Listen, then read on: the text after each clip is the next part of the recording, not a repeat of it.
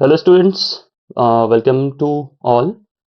So my name is Kaushal and I welcome you all to LevelUp. So how are you guys? Is my voice audible to you guys? Please let me know so that we can start this session. So today's session will be very important as we will be dealing with the modern history and Indian independence struggle in one shot, right? So this might be like one of the longest class. So be there till last. You will be getting a lot of information in this, and I hope many of the questions might be coming in your exams as well. Please let me know. Is my voice audible to you guys?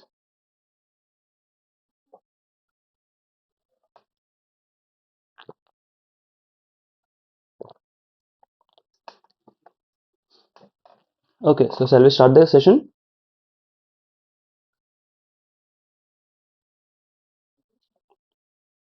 Please let me know if my voice is audible so we can start the session, right? Okay, yes, fine.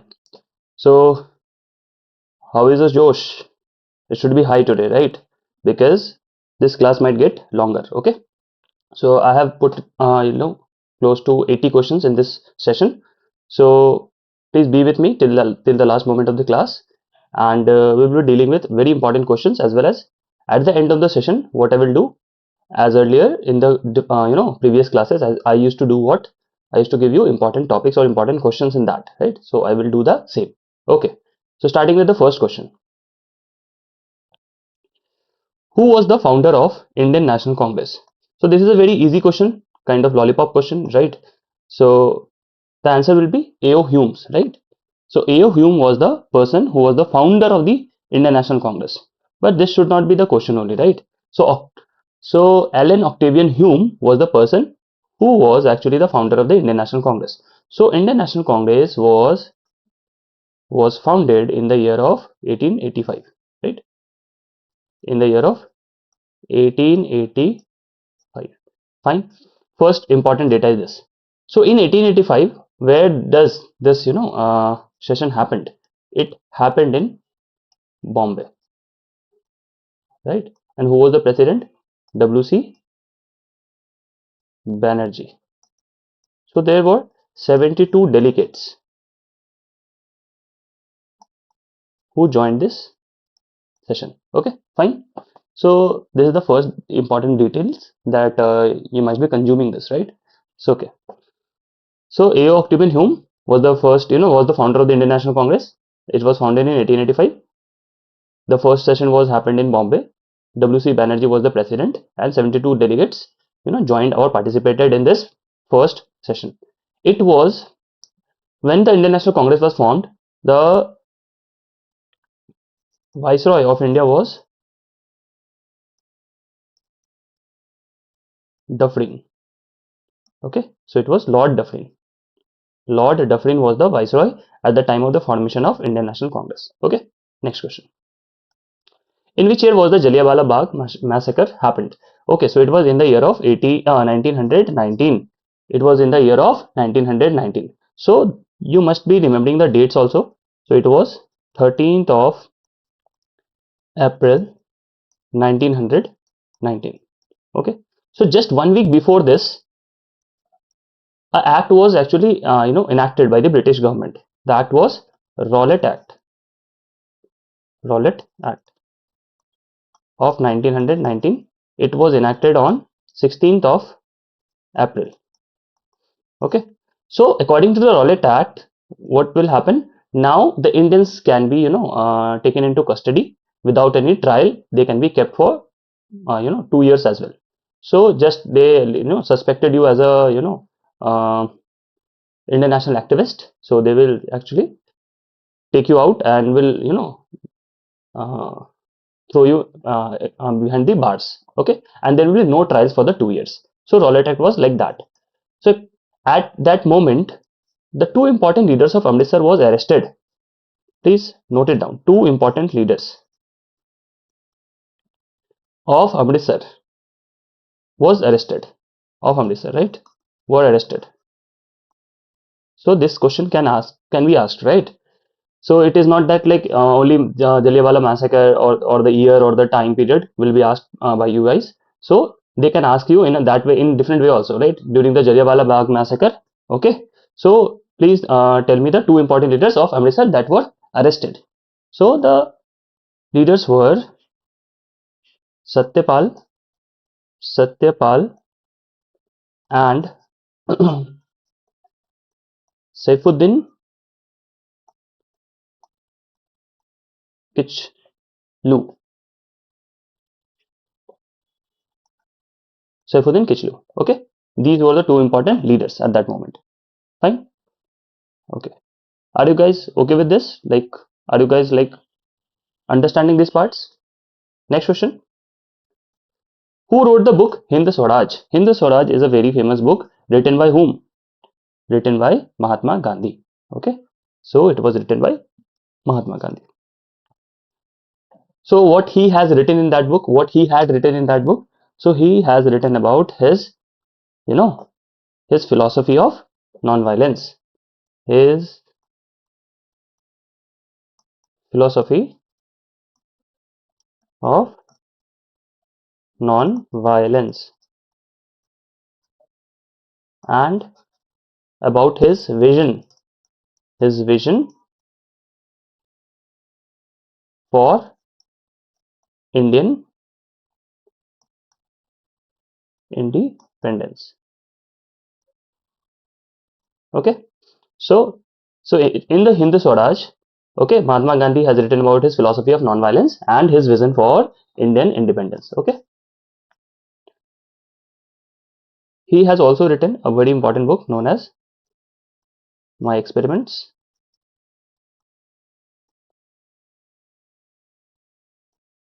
with Truth. With Truth, right? It was a very important book written by Mahatma Gandhi at that time. Next, which movement marked Gandhi's first active involvement in Indian mass politics? So see, Gandhiji came back to India. Gandhiji came back to India in 1915. Okay, so from this point or this part, you can understand or you can actually grasp two or three more important information about Gandhiji. So his political guru was political guru or political mentor, you can say, was Gopal Krishna Gokhale. Okay, so he stated or he said to Gandhiji that you must not jump into the Indian politics just after coming to India. Okay, so you must visit different places of India so to know about the exact struggle or the exact problems of the Indian people right now. So what he did? So Gandhiji from 1915 to 1917 he did nothing. Like he visited different parts of the India and tried to understand the exact gravity of the Indian independence struggle. Okay, so another question that can be framed from this part is, so the answer will be that is Champaran Satyagraha, right? So you guys can remember one thing. Gandhiji, visited India and it has written a cake, Cake, but just abolish the E from here. So you can understand from that part that it is a mnemonics, right? So Gandhiji came to India and had eaten a cake. So C for Champaran Satyagraha, right? A for Ahmedabad meal strike, and K for Kheda Satyagraha. Okay, so it was in the year of 1917, it was in the year of 1918, and it was also in the year of 1918. One very important question that can be asked from you guys can be, so see, like remember this particular part, right? So the political guru of Gandhiji was Gopal Krishna Gokhale. Okay, remember this name, Gopal Krishna Gokhale. Okay, first public appearance of Gandhiji. First public appearance of Gandhiji was in BHU, that is Banaras Hindu University, that is in now it is Varanasi. and it was in the year of 1916 in February, right? It was, I guess, in the February month. So you guys, can we asked about the year actually, right? Not about the months and all. So you please remember this particular part. First public appearance by the Gandhiji was in the BHU in Banaras, or you can say the present day Varanasi. Okay. So next question: who coined the term the father of the nation for Mahatma Gandhi? So actually, who said Mahatma Gandhi as the father of the nation? Who was that person? It was Subhash Chandra Bose. Subhash Chandra Bose was the person who coined, or named Mahatma Gandhi, or said Mahatma Gandhi as the father of the nation. Okay, correct. Next, very easy question. Who was the first woman to become the president of Indian National Congress? So here the question is, first who became the president of the Indian National Congress. So here it is not Indian woman, right? It is about the first woman. It is not about the Indian first woman, right? So the first woman will be Annie Besant. The first woman will be Annie Besant. So Annie Besant became the president of Indian National Congress in the year of 1917. And the session was what? The session was Calcutta session. Calcutta session. Okay, please remember this. Sarojini Naidu was the first Indian woman, right? Sarojini Naidu was the first Indian woman to become the president of Indian National Congress. First Indian, okay, first Indian woman. So she became the president in 1925, where Kanpur session. So these things are very important. Please try to remember all these questions, right? And please do quick revision of that particular question, these particular questions before your examination, right? Okay, so it is clear to you guys. I hope this is clear to you guys, right? Next question, question number 7. So we have a lot of question over here, so we have to move faster. Which act allowed the British government to imprison Indians without trial? So I have already told you about this. So the act was Rowlatt Act. So the Rowlatt Act actually allowed the British government to imprison the Indians without trial. So there will be no trial, and Indians have to be behind the bars for 2 years, right? Okay. Was it non-cooperation movement? No, it was Champaran Satyagraha. Okay.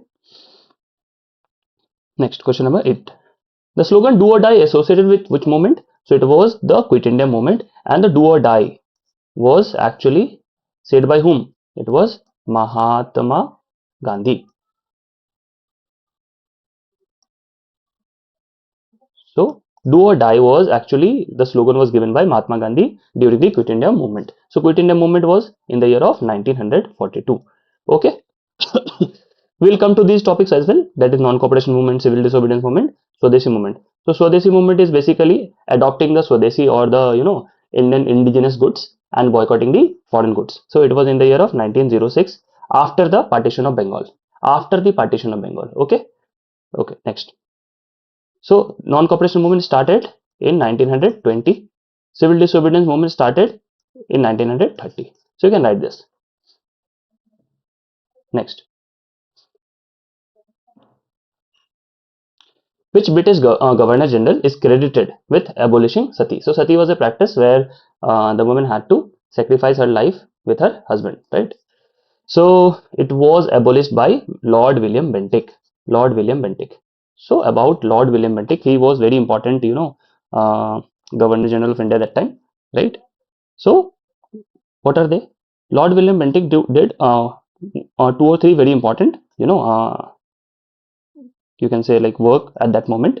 So he did what? He abolished sati in the year of 1929. He did what? Abolished sati. He also was credited for widow for starting Widow Remarriage Act.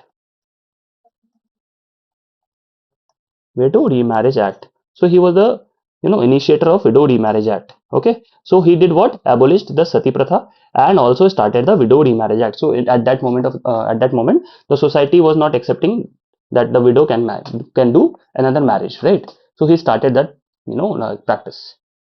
So this was a good practice actually at that moment, because like women did not have that much independence, you can say, to have, like, his choice or her choice, like her choice about the partners. Okay. About the Lord William Bentinck. Lord William Bentinck was the last Governor General of Bengal, and also was the first Governor General of India. Right. So in the year of 1833, as per the Chartered Act of India. So what happened? As per the Chartered Act of 1833, the position of Governor General of Bengal was abolished, and a new position, that is Governor General of India, was started. So accidentally, or you can say, like, at that moment, so what happened? He became the last Governor General of Bengal, as well as the first Governor General of India. So try to remember this. Okay. What was the time frame of William Bentinck? So it was, I guess, Lord William Bentinck. He was somewhere between 1828 to 1835, I guess, right? So you do not have to remember all these stuffs. So you can remember this, right? So Sati Pratha was in 1929, and Widow Remarriage Act was in 1833. Okay. Next question.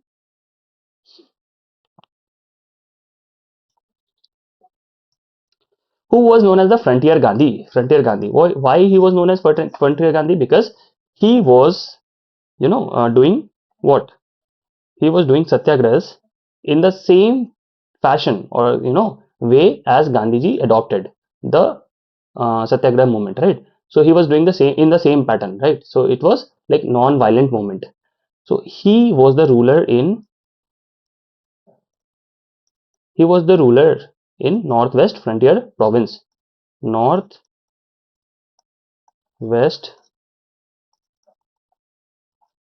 Frontier Province. Okay. So present day Khyber Pakhtunkhwa. Khyber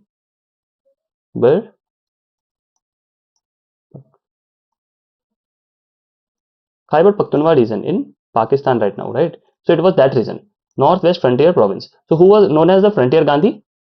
Who was known as the Frontier Gandhi? Try to answer it.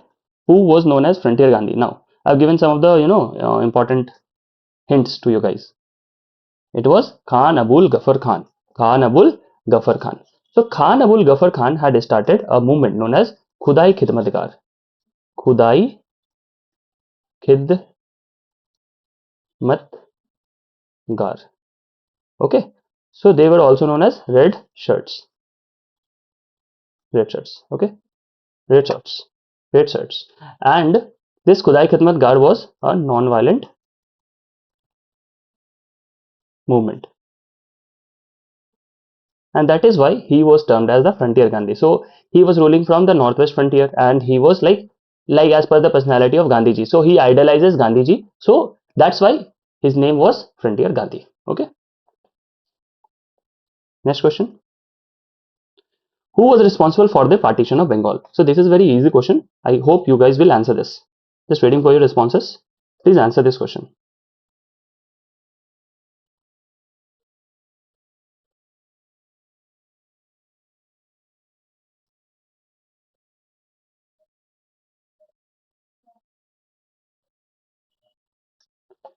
Good. So the right answer is Lord Curzon. Lord Curzon in 1905 did what? He was the actual person responsible for the partition of Bengal. That is 1905. What he did? He actually partitioned Bengal into East Bengal, and what we have right now in India is West Bengal. So East Bengal, then now East Bengal is what? East Bengal is now Bangladesh. Okay. So it was as per the divide and rule policy, okay, adopted by the Lord Curzon. Okay. Lord Curzon, then one more thing, he actually started the Police Service Commission, right? Police Service Commission started. So what we see, that is police in our country. So it was started by him only. That is started Police Service Commission.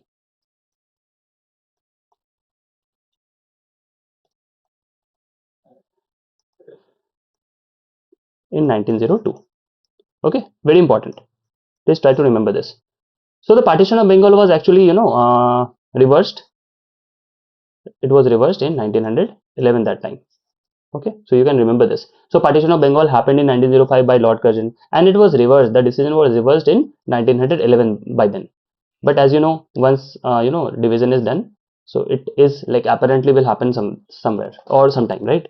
So the formation of East Bengal and West Bengal happened. West Bengal is in now India. East Bengal is known as now the Bangladesh. He also started the Police Service Commission in 1902. Okay, so remember this stuffs. Which Indian leader founded the Home Rule League in 1916? So, who are the leaders?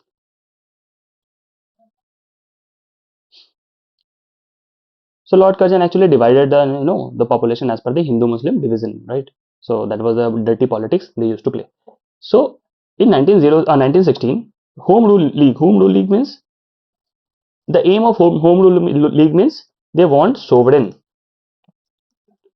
foreign policy or foreign policy. That is, they want India to be independent and should decide her own, destiny. So it was both, that is Annie Besant as well as Bal Gangadhar Tilak. So the answer will be B. That is both B and C. Okay. So Home Rule League happened in the year of 1916. So the question itself has some of the answers. So Home Rule League was started in or was founded in 1916. Who were the members? That is Bal Gangadhar Tilak and Annie Besant. So Bal Gangadhar Tilak was basically primarily was only in the area of Maharashtra, and Annie Besant was in Pan India, primarily in the Madras region, or you can say in the central part of the India, even in the northern India, right? Next, question number 13.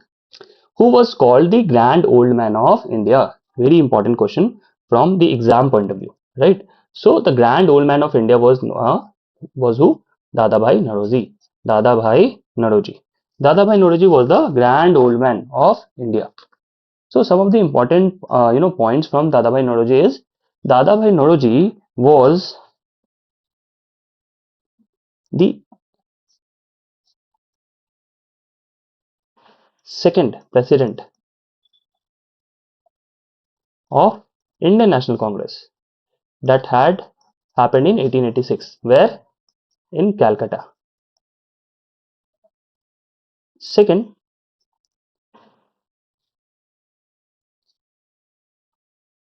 he had written a book, very famous book at that moment, Poverty and Un-British Rule in India, sorry, not of, rule in India, right? So there he mentioned the drain of wealth and all concepts. Okay, he was the editor of a book known as Rust Goftar. Okay, so he had edited the Rust Goftar in 1851. He was the first Indian selected, or you can say elected or selected as a member of British Parliament, right? So he had won a parliamentary election there, right? From which party? From Liberal Party. He was in the Liberal Party. And which province he had won then? He won the province of Finsbury Central. Right? Please remember this. It is very important, right? In the year of 1892. So these things are very important for Dadabhai Naoroji. In context of Dadabhai Naoroji, he was the second president of INC, that is 1886. He is also known as the Grand Old Man of India. He has written a book known as Poverty and Un-British Rule in India. He was the editor of the Rust Goftar in 1851. He edited it, and he was the first Indian selected or elected as a member of British Parliament. That is, the party was Liberal Party and the province was Finsbury Central. and the election he won was in the year of 1892. Okay, I hope these things are very clear to you guys. Dadabhai Naoroji was a moderate leader. Moderates. So I will come to these topics as well. So he was the moderate leader. Okay, question number 14. The Salt March in 1930 was the part of which larger movement? Salt March was the part, the larger part of the civil disobedience movement. Civil disobedience movement. So something about the Salt March. Salt March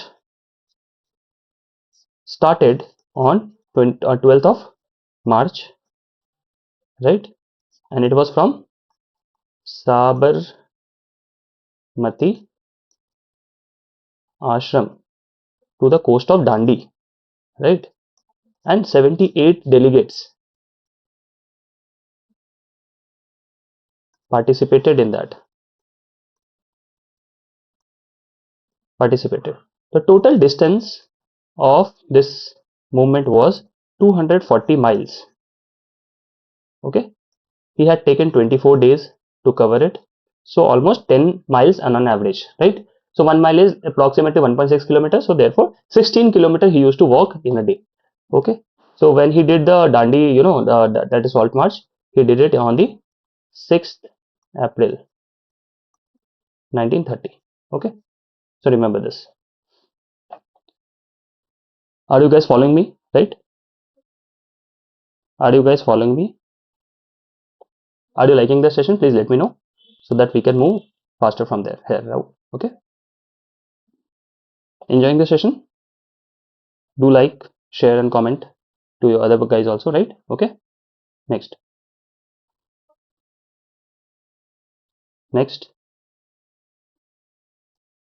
Who among the following was not associated with the Swadeshi and boycott movements? So it was who? It was Mahatma Gandhi, because as I already told you, Mahatma Gandhi visited India. In where? In the time frame of 1915. So Swadeshi movement and boycott movement was happening somewhere between 1906 and 1907.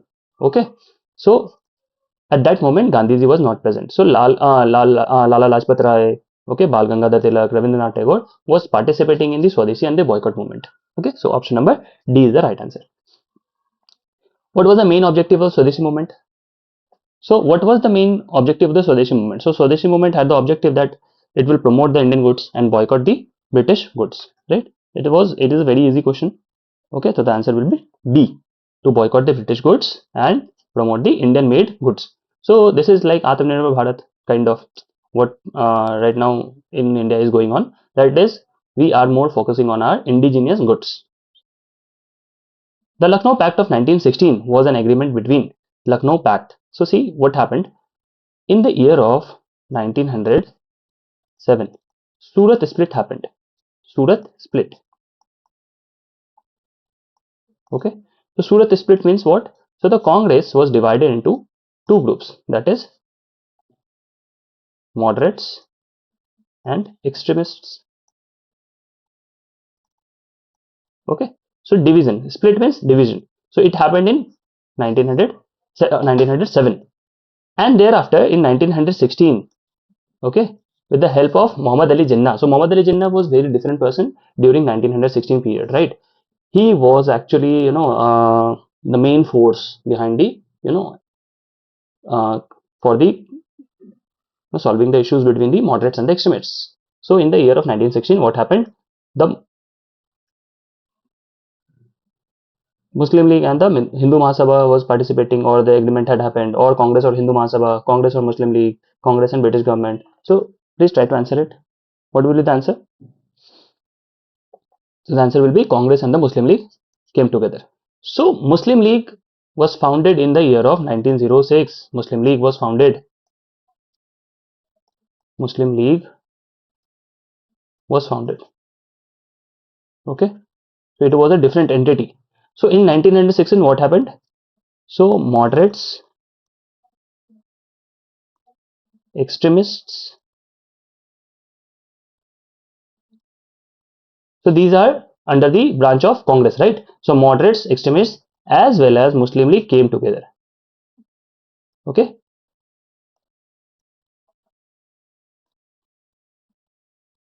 for a greater force for the, for driving the British out of our own land. So it was the moderates actually had, the pact with between the with the extremists, right? And all together these two formed the Congress, and the Congress and the Muslim League had the pact as well. So all these three now actually started behaving as a single entity, right? Next question, question number 18. So Bhagat Singh was involved in which notable event? So Bhagat Singh did what? Bhagat Singh Bhagat Singh once had actually bombed in the Central Legislative Assembly, right? So he was associated by in bombing in Central Legislative Assembly, right? Not he only.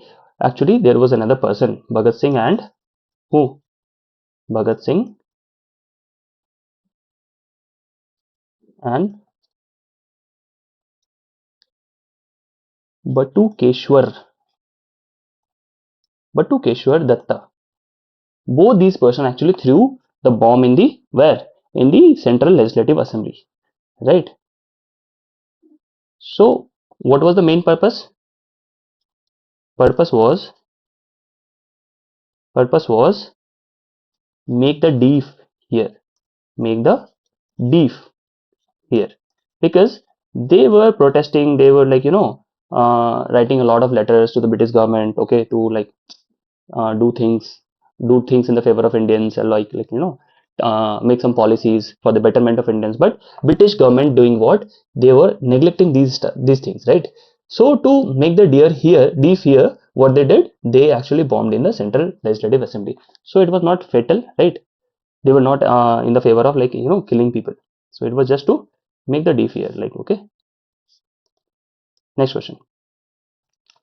Who founded the Forward Bloc in 1939? So it was Subhash Chandra Bose. So Subhash Chandra Bose had actually resigned from the Indian National Congress in 1939. Okay, he resigned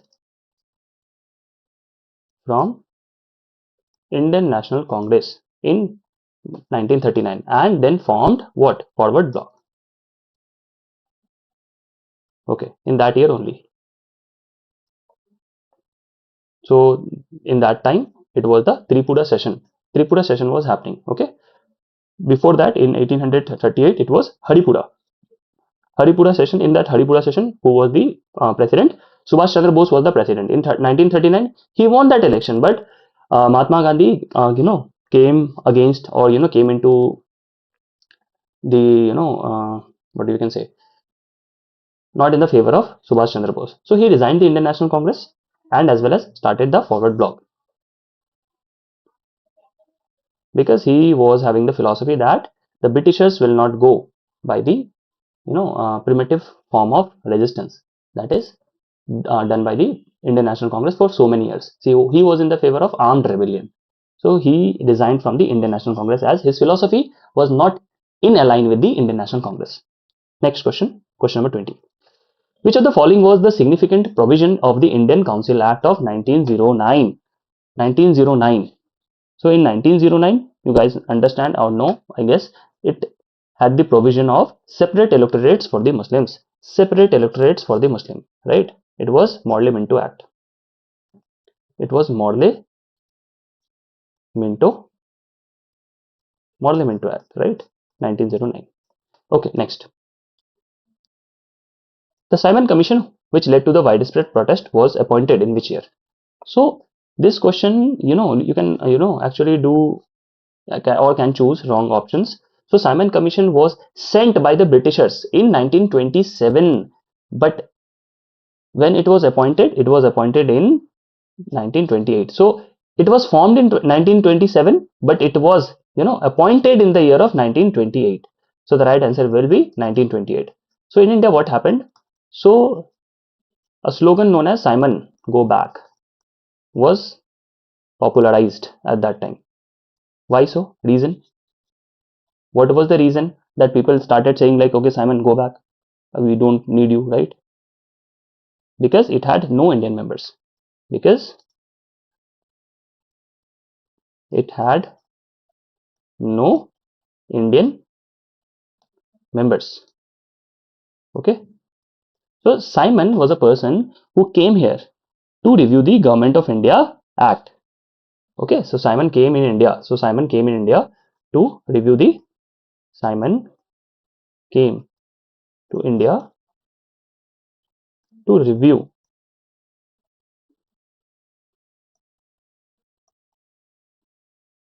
Government of India Act. Okay, and since like it was the Government of India Act and like there was no Indian members, so the Indian people revolted against the Simon and stated that and started a slogan known as Simon Go Back.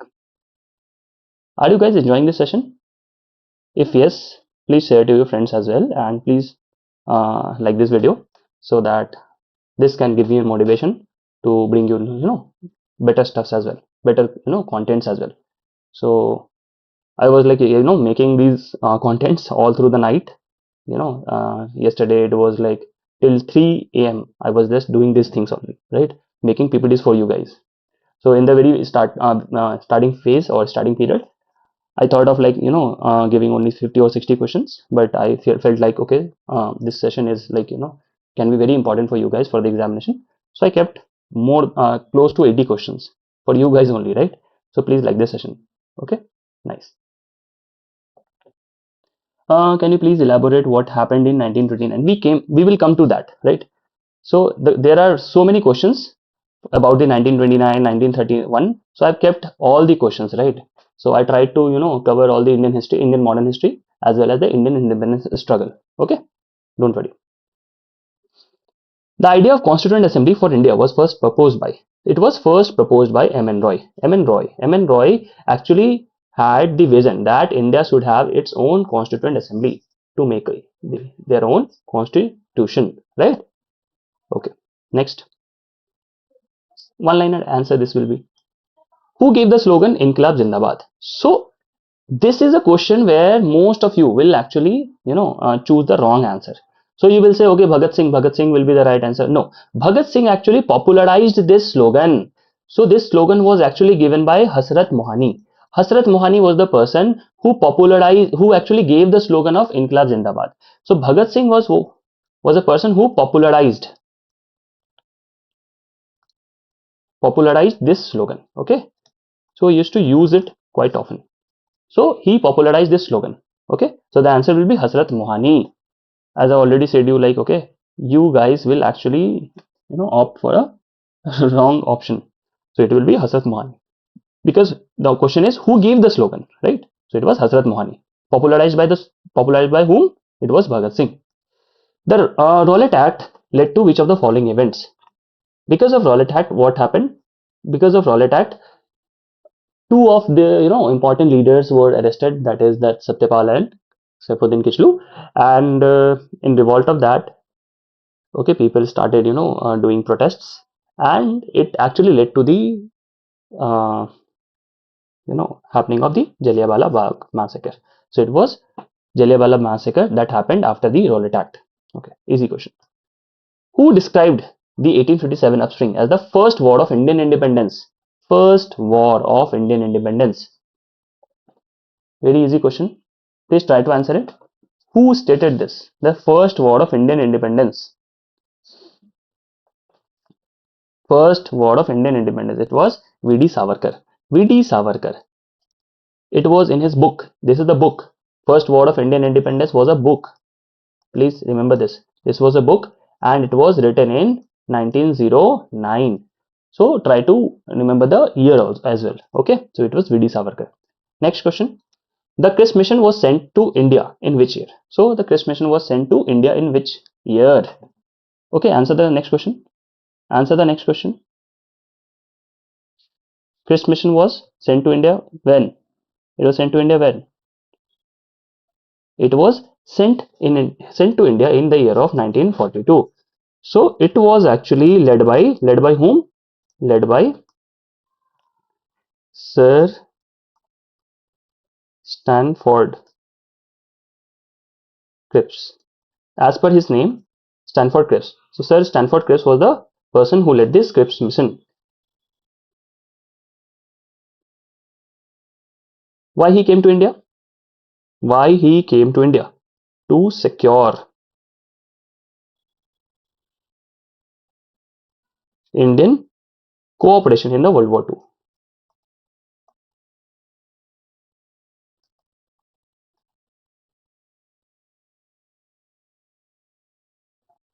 So there was a war going around, that is the Second World War, 1939 to 1945. So it was in that year. Second World War was going on. First World War, what was the time frame? 1914 to 1918. It was the First World War. So here in 1942, what is going on? So Crisps had came to India to actually try to convince Indians to cooperate in the World War II, and they will give us a dominion status, or will try to give us independence as soon as possible. So it was because of that. So Stanford Crisp came to India in 1942. Who among the following led the Bardoli Satyagraha in 1928? So Bardoli Satyagraha was very important event in the Indian history, right? It was led by whom? It was led by Sardar Vallabhbhai Patel. Sardar Vallabhbhai Patel. So after the Bardoli Satyagraha, okay, Vallabhbhai Patel was given the title. He was given the title called Sardar. Sardar means leader, like, okay. So he actually get the title of Sardar in the Satyagraha known as Bardoli Satyagraha. Where it was? It was in the Gujarat. It was in the Gujarat. Okay. Next. So Bardoli Satyagraha end up earning him a title known as Sardar. Next question, 28. The Swaraj Party was established in 1923 by. So Swaraj Party was established by whom? Swaraj Party was established by C.R. Das and Motilal Nehru. Motilal Nehru was the father of Jawaharlal Nehru. Okay.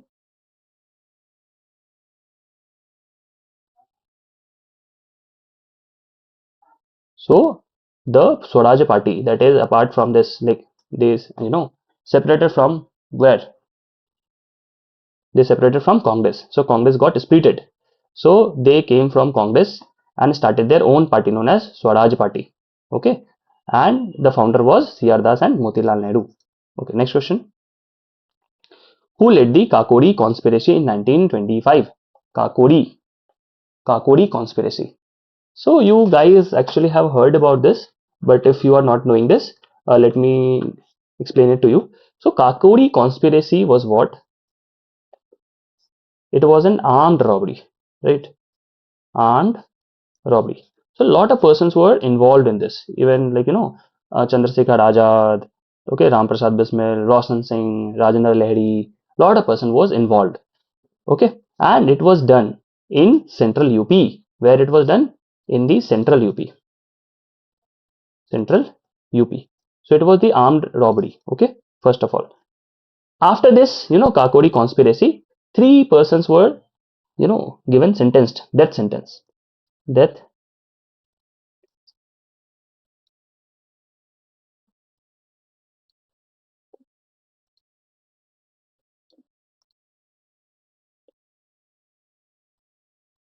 then death sentenced. Who were that? Ram Prasad Bismil, Prasad Bismil. Next is Roshan Singh. Roshan Singh. They were hanged, right? Hanged till death. And third one was the Rajendra Lahiri. So it was happening in the year of 1925. So between 1924, or you can say 1922, you can say between 1922 to 1928, an era of armed rebellions, like, okay, has dispersed, okay, was in the uprising, right? So a lot of armed activity or armed rebellion was prevalent in this particular phase, because there was no central uh, political system or political stability was there in the Indian Congress as well. So in this phase, that is in this particular phase, Indian Congress was not centrally very stable because of the absence of strong political leaders. So you can see armed robberies were going on, right? Next, try to remember these names, right? Ram Prasad Bismil, Roshan Singh, and Rajendra Lahiri were sentenced to death. Okay. Next, the Pune Pact of 1932 was an agreement between whom? It was between whom? Pune Pact. Very easy question. Pune Pact.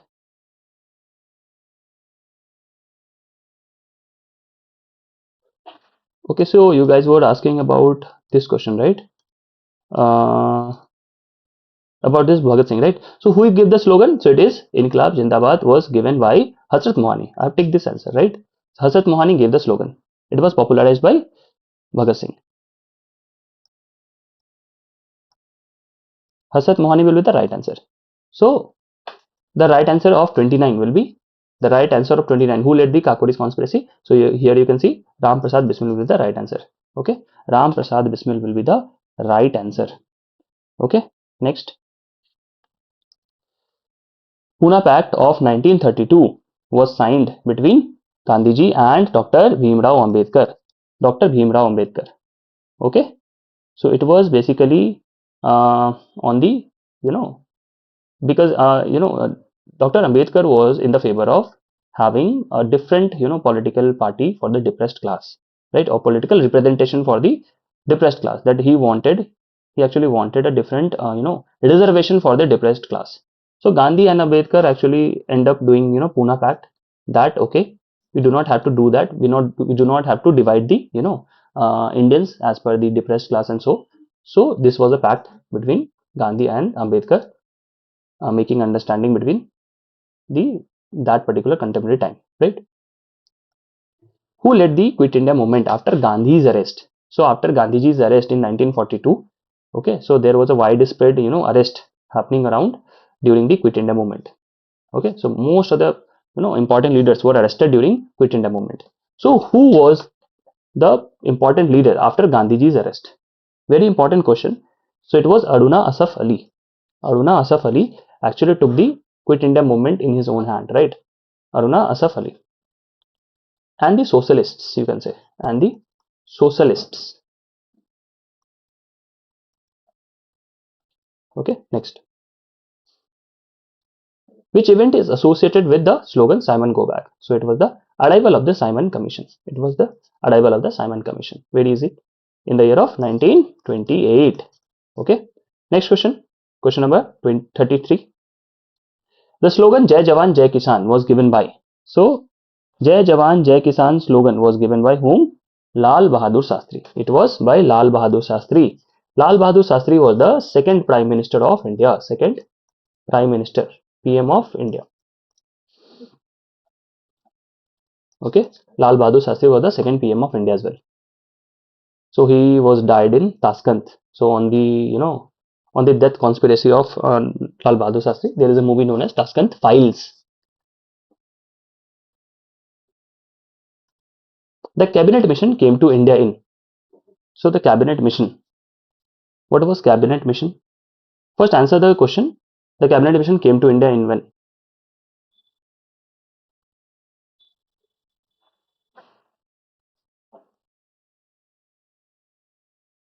So cabinet mission came to India in when? In the year of 1946. Okay. So to help Indians to establish their own constituent assembly. To establish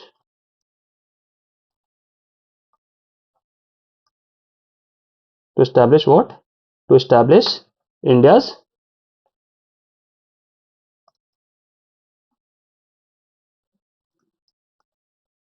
constituent assembly. Okay. So in the cabinet mission, who were the three persons who came to India? It was Lord Pethick, Lawrence. Okay, he was the Secretary of the State for India. He was the Secretary of the State for India. Okay, he was the first person. Next was Stanford Cripps. Stafford. It was Stanford. It is Stafford Cripps. I guess I have written there Stanford. I guess it is Stafford. Okay, it is Stafford, right? It is not N. It is Stafford. Okay. Okay, Stafford Cripps. He was the president of the Board of Trade. He was the president of the Board of Trade. Okay. And third is A.V. Alexander. A.V. Alexander. He was the first Lord of the Admiralty. Okay. So these three people came to India as the cabinet mission plan. Okay. And these were the designation of these people. Okay, fine. Question number 35. Who authored the book Discovery of India? Who authored the book Discovery of India? So the Discovery of India was written by Jawaharlal Nehru. It was written by Jawaharlal Nehru. But the important part is when he had written this book. So he had written this book during when? During his imprisonment. During his imprisonment in 1942. That is during Quit India movement. Right? What he had written in that book? What he had written in that book? Exploring India's cultural heritage. He was writing about exploring. It was about exploring the cultural heritage. Okay. Next, question number 36. The partition of Bengal was annulled in which year? That is, it was reversed. Okay, or you can say reversed. In which year? So I have already told you about this. It was in the year of 1911. 1911. So partition of Bengal happened in 1905 and it was annulled in 1911. Okay. Next question. Question number 37. Who was the viceroy during the Quit India movement? Who was the viceroy during the Quit India movement? So during the Quit India movement, the viceroy of India was Lord Linlithgow. So Lord Linlithgow was the longest serving viceroy of India. Okay, remember this.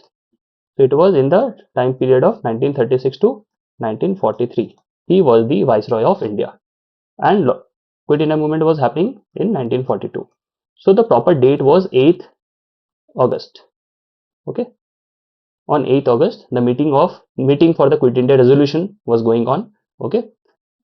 And during that period, Lord Linlithgow was the Viceroy of India. Fine. Question number 38. We have to deal with a lot of questions, so I'm going a bit faster. In which year was the Gandhi-Irwin Pact signed? So it was signed in the year of 1931. So Irwin was the Viceroy that time. Okay. So during Irwin only, okay, what happened? Round table conference had happened. Round table conferences had happened. First round table, first one happened in 1930.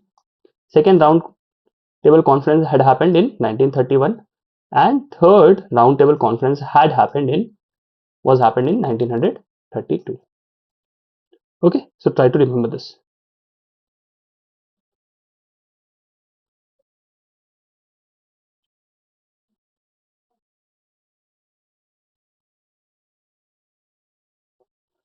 Okay, so Gandhi-Irwin Pact was that.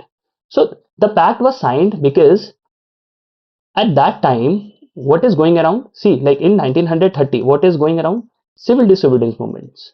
Civil disobedience movement. So Irwin was very, not in a good position to, witness this type of civil disobedience movement in India. So it was like Irwin actually contacted Gandhi, okay, Gandhiji, that okay, please, arrange a meeting and let's discuss it on the table, so that we can actually figure it out what you guys actually want from us. So Irwin actually tried to bring Gandhiji on a table, so to have exact knowledge about what you want, what you Indians actually want, why you are doing civil disobedience movements, right? It is actually costing British government a lot. Okay, so we were not following the proper what you can say law and order established by the British government. So that's why round table conference happened. So Gandhi ji actually accepted this proposal, and he did what? First, second, and third round conference had happened. Okay, next. Got it? So in the second round conference table, Gandhiji was present. Gandhiji was present in the second round conference table. Okay, please remember it. In the second round conference table, Gandhiji was present. Next, do it had any relevance? No. So it resulted nothing. Okay, so it was a kind of waste. The Young Bengal movement was started by. The Young Bengal movement was started by.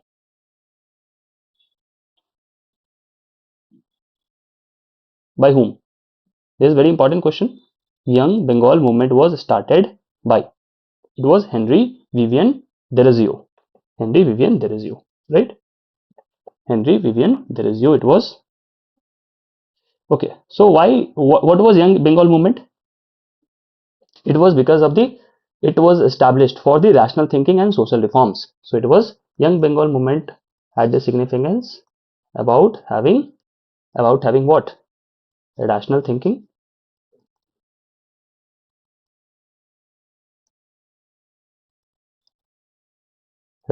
and for the social reform. Okay, so for these two, okay, Young Bengal movement was started by the Henry Vivian Derizio. Next question. Who was the first Indian to become a member of the British Parliament? So I've already discussed about this. Dadabhai Naoroji was the first Indian to become the member of the British Parliament. Which party? Liberal Party. Liberal Party. In which year? It was in the year of 1892. Okay, remember this. He was the editor of which book? Rust Goftar. Okay, next. The slogan Swaraj is my birthright and I shall have it was given by. So who had given the slogan? That is Swaraj is my birthright. So it was by Bal Gangadhar Tilak. Bal Gangadhar Tilak. Okay, Bal Gangadhar Tilak. Bal Gangadhar Tilak actually popularized this slogan. Okay, reflecting his commitment to achieving the self rule for India. Okay. Next question. In 1943, Subhash Chandra Bose took charge of Indian National Army INA. Where? So this question is very popular. You can see in many of the examinations, even for the PCS, this question is being asked, right? So it is not in Tokyo or Berlin or Bangkok. It is in Singapore. So in Singapore, what he did, Subhash Chandra Bose visited Singapore and started taking charge of the Indian National Army INA. INA. Okay.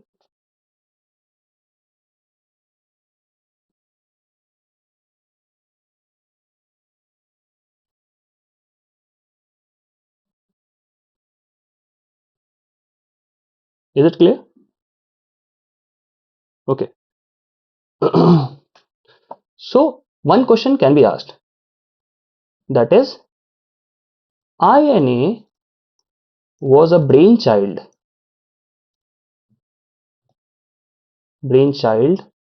of whom? That means Subhash Chandra Bose actually took charge now. Okay, he took charge of the Indian National Congress, Indian National Army. So it was already formed by someone. Okay, who formed it? It was formed by Captain Mohan Singh. Captain Mohan Singh. So Captain Mohan Singh was the person who actually formed this Indian National Army. So please remember this, Indian National Army was formed by Captain Mohan Singh, and Subhash Chandra Bose was requested by Mohan Singh, please took charge of this particular National Army. So he visited Singapore and he came to Singapore at that time to take charge of the Indian National Army. Okay, clear to you? Is it clear to you? Okay, so INA was formed. INA was formed in 1942. In 1942. Okay, with the help of Japanese.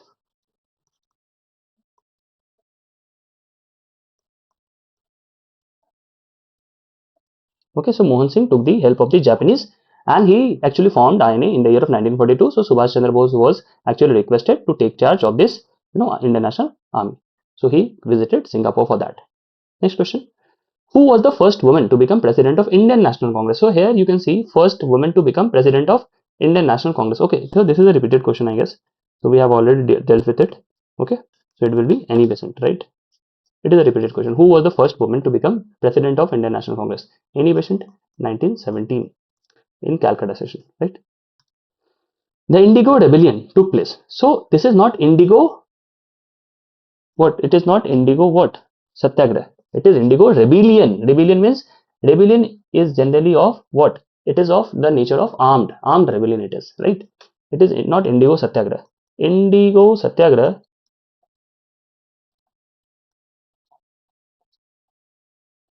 Indigo Satyagraha was in Champaran, right? Champaran.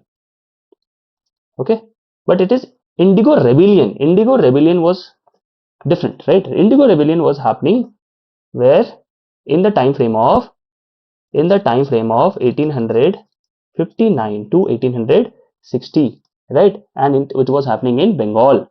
So why was happening? It was the rebellion actually started by the farmers against the oppressive indigo plantation practices in Bengal. So it was by farmers against the oppressive indigo plantation practices.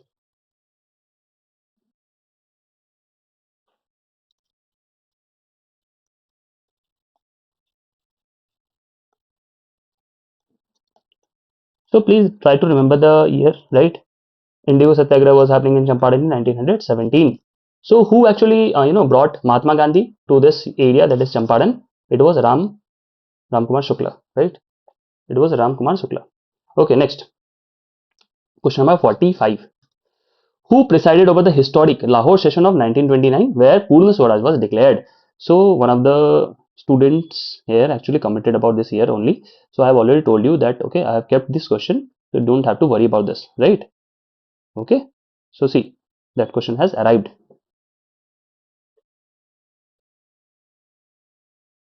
Next, who presided over the historic Lahore session? So Lahore session is very important. In that Lahore session, a resolution was adopted.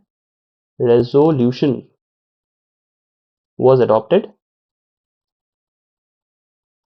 What was that resolution? Resolution was about the Purna Swaraj, that is full independence. So we are now have the idea that we are going to be, fully independent country. Okay, and the resolution was passed by whom? Jawaharlal Nehru. So the right answer is Jawaharlal Nehru. Very good.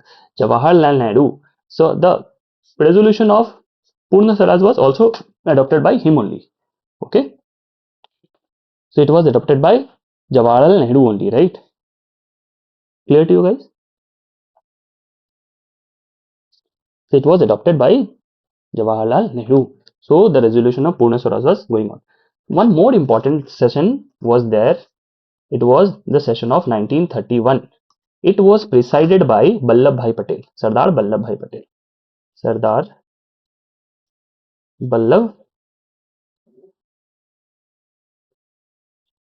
Vallabhbhai Patel, and it was in Karachi. It was Karachi session, very important session, right? It is also a very important session. So Sardar Vallabhbhai Patel was the president. It was happening in Karachi, right? And what had happened in that particular session? So we adopted a resolution on fundamental rights. So resolution on fundamental rights. Okay, try to remember this. Okay, next question number 46. The Champaran Satyagraha was led by Gandhiji to address grievances of the indigo planters.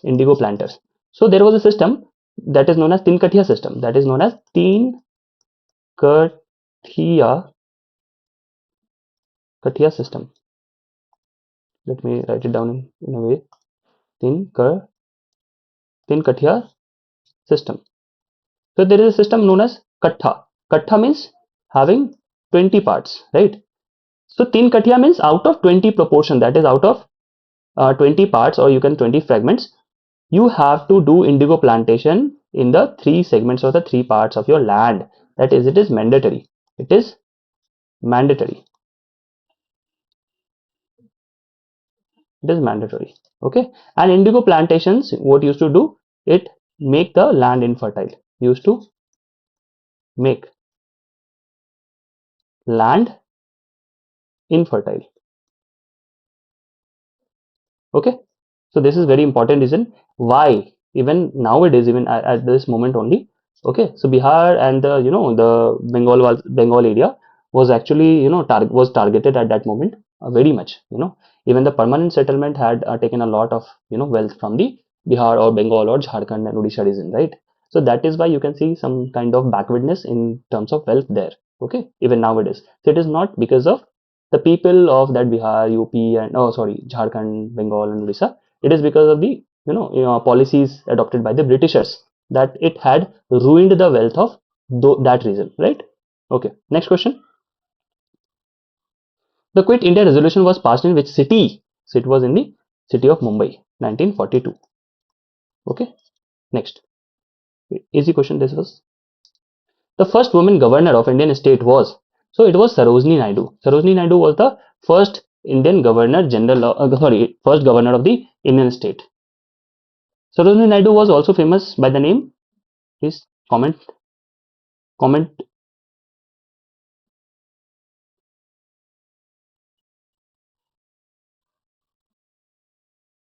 Sarojini Naidu was famous by the name, was also known as, Sarojini Naidu was also known as what? Nightingale of India, that is Bharat Kokila. Okay, Bharat Kokila, because she was known as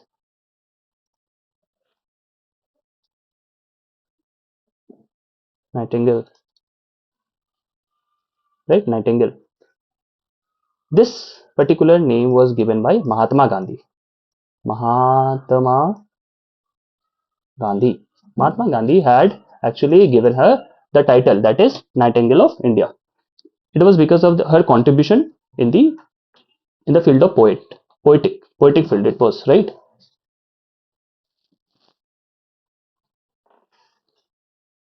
So Gandhiji used to praise her work as a poet, right? Because he had a range of different feelings, colored, imaginary, lyrical qualities he had. Okay, next question number 49. The doctrine of lapse was introduced by, what was doctrine of lapse first? So doctrine of lapse was a very important policy adopted by the Britishers. It was a very, you can say, well planned policy. Okay, that had taken a lot of from the Indian kingdoms. So the doctrine of lapse was adopted by, or you can say introduced by, Lord Dalhousie. Lord Dalhousie. So Lord Dalhousie, the term of Lord Dalhousie was very important in India. Lord Dalhousie was in India from 1948, sorry, for 1848 to 56. Okay, Lord Dalhousie did what? It actually established a policy known as doctrine of lapse. So one who does not have their natural heir, right, will be actually treated as a kingdom that cannot actually rule itself, and it has to be submitted to the Britishers for the welfare of the society, or for the welfare of the people of that particular province. So it was doctrine of lapse. So once you do not have your natural heir, right, so natural child, if you do not have, right, your own child, if you do not have, so you have to submit your kingdom to whom? To the Britishers, right? So this policy was started by Lord Dalhousie. Lord Dalhousie did a lot of things in India at that period. He started train network. He actually started, during his time, started the train services, right? He also started the telegraph services. Burmese war were going around, and the Britishers actually won this particular war, and because of the contribution by Lord Dalhousie, so he is also known as the, this is very important, maker of modern India, maker of modern India. So even the UPSC has asked this question. So why, the question was, why Lord Dalhousie is known as the maker of modern India? Okay, explain. So this was the main question in the UPSC as well. Okay, so please try to remember these things. Next question. In which year was the All India Muslim League founded? So it was founded in the year of 1906. Okay, if you guys know who was the founder of Indian Muslim League, comment below there. Waiting for your answer. Founder of All India Muslim League. Okay.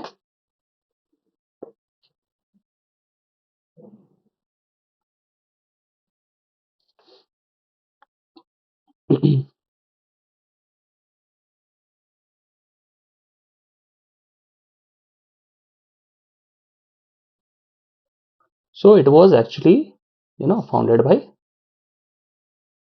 Khwaja Salimullah of Dhaka. Okay. And who was the main, important, president, you can say, of that particular Indian Muslim League? Because president, or this, you can say, secretary will be the most important person. It was Aga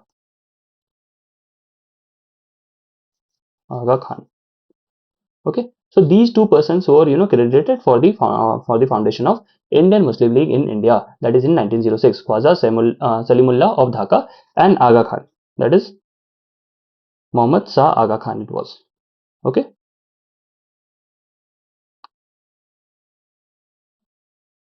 it was established, I guess, in the time frame of 30th December. It was established. Okay, next. And the establishment was done in Dhaka only, right?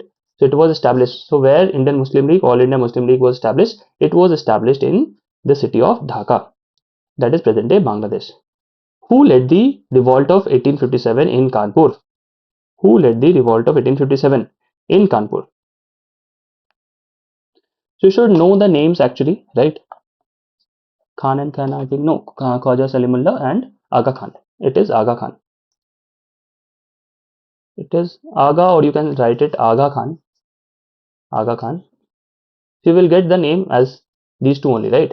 So his name can be written as Aga Khan or Aga Khan. Both are correct. Next.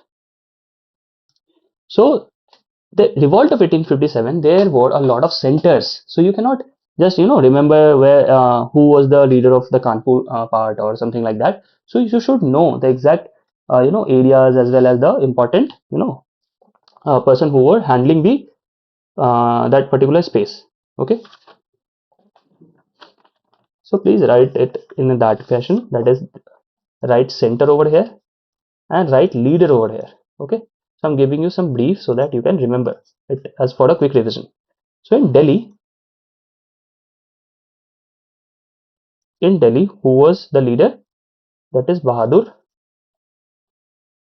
Shah II. Okay, in Kanpur, the leader was Nana Sahib, right? It was Nana Sahib.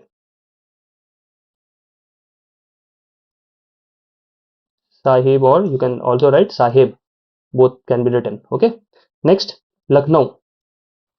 In Lucknow, who was the leader? It was Begum Hazrat Mahal. Begum Hazrat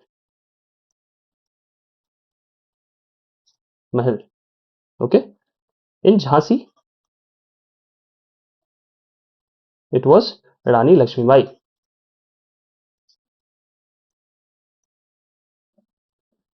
So this is a very important question, because the question can be asked in that fashion as well, right? So in Allahabad, Liaquat Ali. So Liaquat Ali was the first, Prime Minister of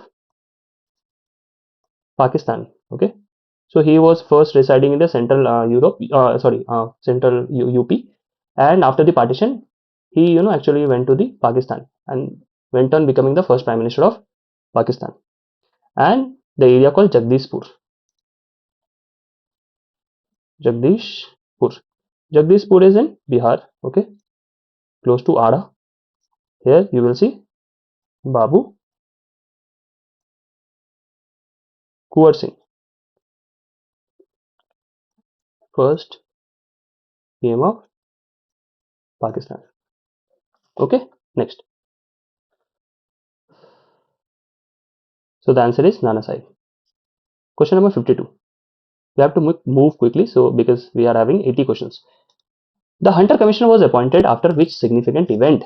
So the Hunter Commission was adopted for the inquiry of what? Which event? Jallianwala Bagh massacre. For to investigate about the Jallianwala Bagh massacre. Okay. Which committee was which commission was actually appointed? It was Jallianwala Bagh massacre was for the Jallianwala Bagh massacre. Hunter Commission was appointed. Okay. Next. The Vernacular Place Act of 1878 was passed during the tenure of which viceroy? Very, very, very important question, right? So it was Lord Lytton. So Lord Lytton has actually, passed this Vernacular Place Act. So Vernacular Place Act means, so you have to, you have to actually showcase what you are actually printing. So you have to show the government. You cannot write against the government. So it was the Vernacular Place Act. So Lord Lytton was the most infamous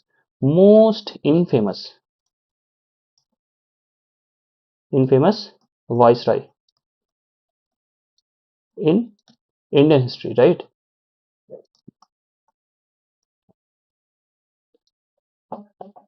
So was the most infamous, viceroy of the Indian history. What are his contributions? Even Lord Lytton did what? He passed an Arms Act in 1878. Okay, making mandatory for the Indians to acquire license for the arms. Mandatory for Indians only, right? For Indians to have license. Okay. He also, passed the Vernacular Place Act. So in 1878, Lord Ripon, please try to remember this person. Lord Ripon.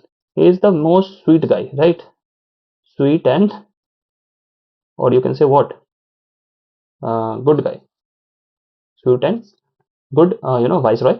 What he did? He repealed. He repealed the Vernacular Place Act. He repealed the Vernacular Place Act.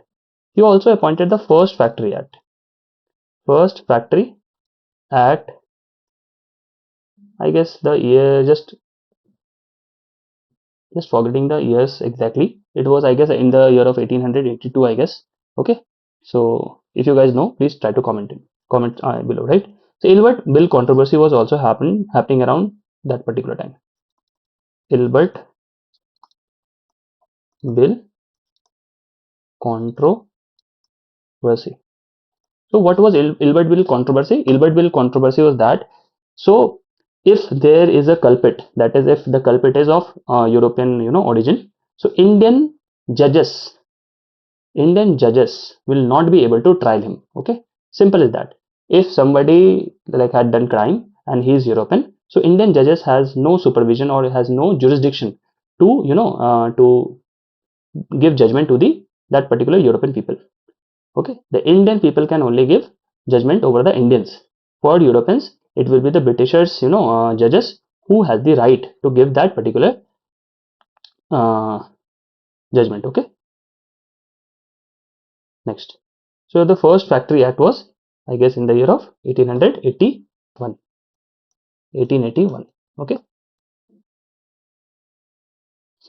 So please try to remember all these things, right? It is very important for you guys.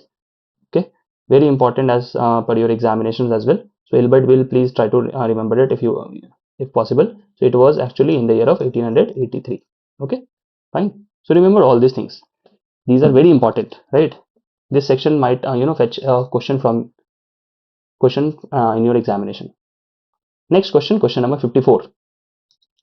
Who was the founder of Brahmo Samaj? Brahmo Samaj was founded by Rajaram Mohan Roy. But it is not the only thing you have to remember. There are other things as well what you have to remember here, right? As because it will be covering some sort of questions from this particular part. So this is basically what? This is basically social religious movements was happening around. So this particular part has been covered from social religious movements. So Brahmo Samaj was established in 1828, and Raja Ram Mohan Roy actually started and founded another actually Samaj, that is known as, or Sabha, you can say, Atmiya Sabha. Atmiya Sabha. Atmiya Sabha was actually founded by, that is, Raja Ram Mohan Roy in the year of 1815. Remember this. Okay. Dayanand Saraswati here. So Dayanand Saraswati founded what? Arya Samaj. Arya Samaj in the year of 1875 in Maharashtra, right? Another important name, that is Prarthana Samaj. Prarthana Samaj. Prarthana Samaj was founded by Atma Ram Pandu Rang in 1867. Another important, social religious movement was the Servants of Indian Society. It was Servants of Indian Society.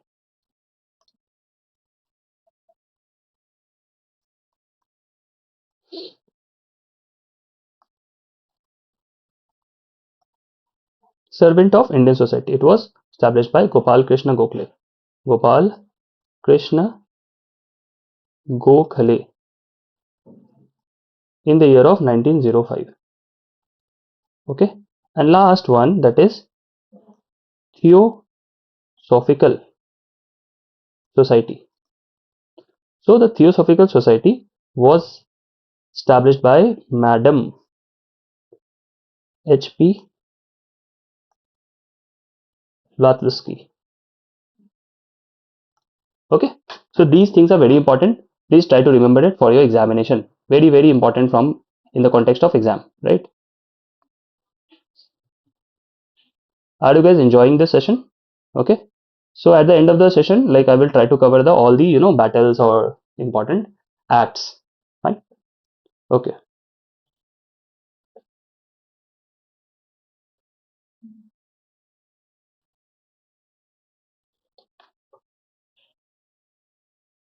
After Anglo-Maratha War, right? I will cover the Anglo-Maratha War as well, right? Don't worry. Next.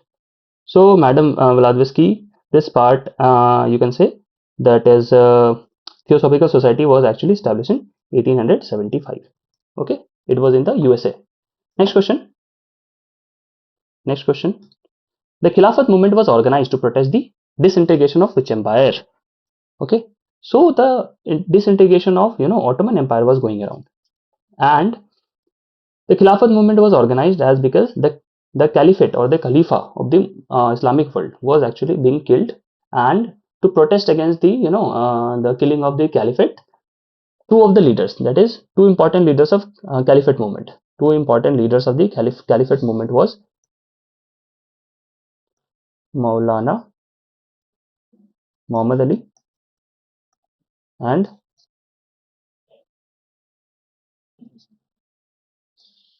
Shaukat Ali. Okay, so remember this, Maulana Muhammad Ali and Shaukat Ali. So the Khilafat movement is going in the year of, was happening in the year of 1919. So Mahatma Gandhi actually took this opportunity to showcase the Hindu-Muslim unity. Hindu-Muslim unity. So this was happening for the first time in the modern history, where Khilafat movement was linked. Khilafat movement Khilafat movement was linked with non-cooperation movement.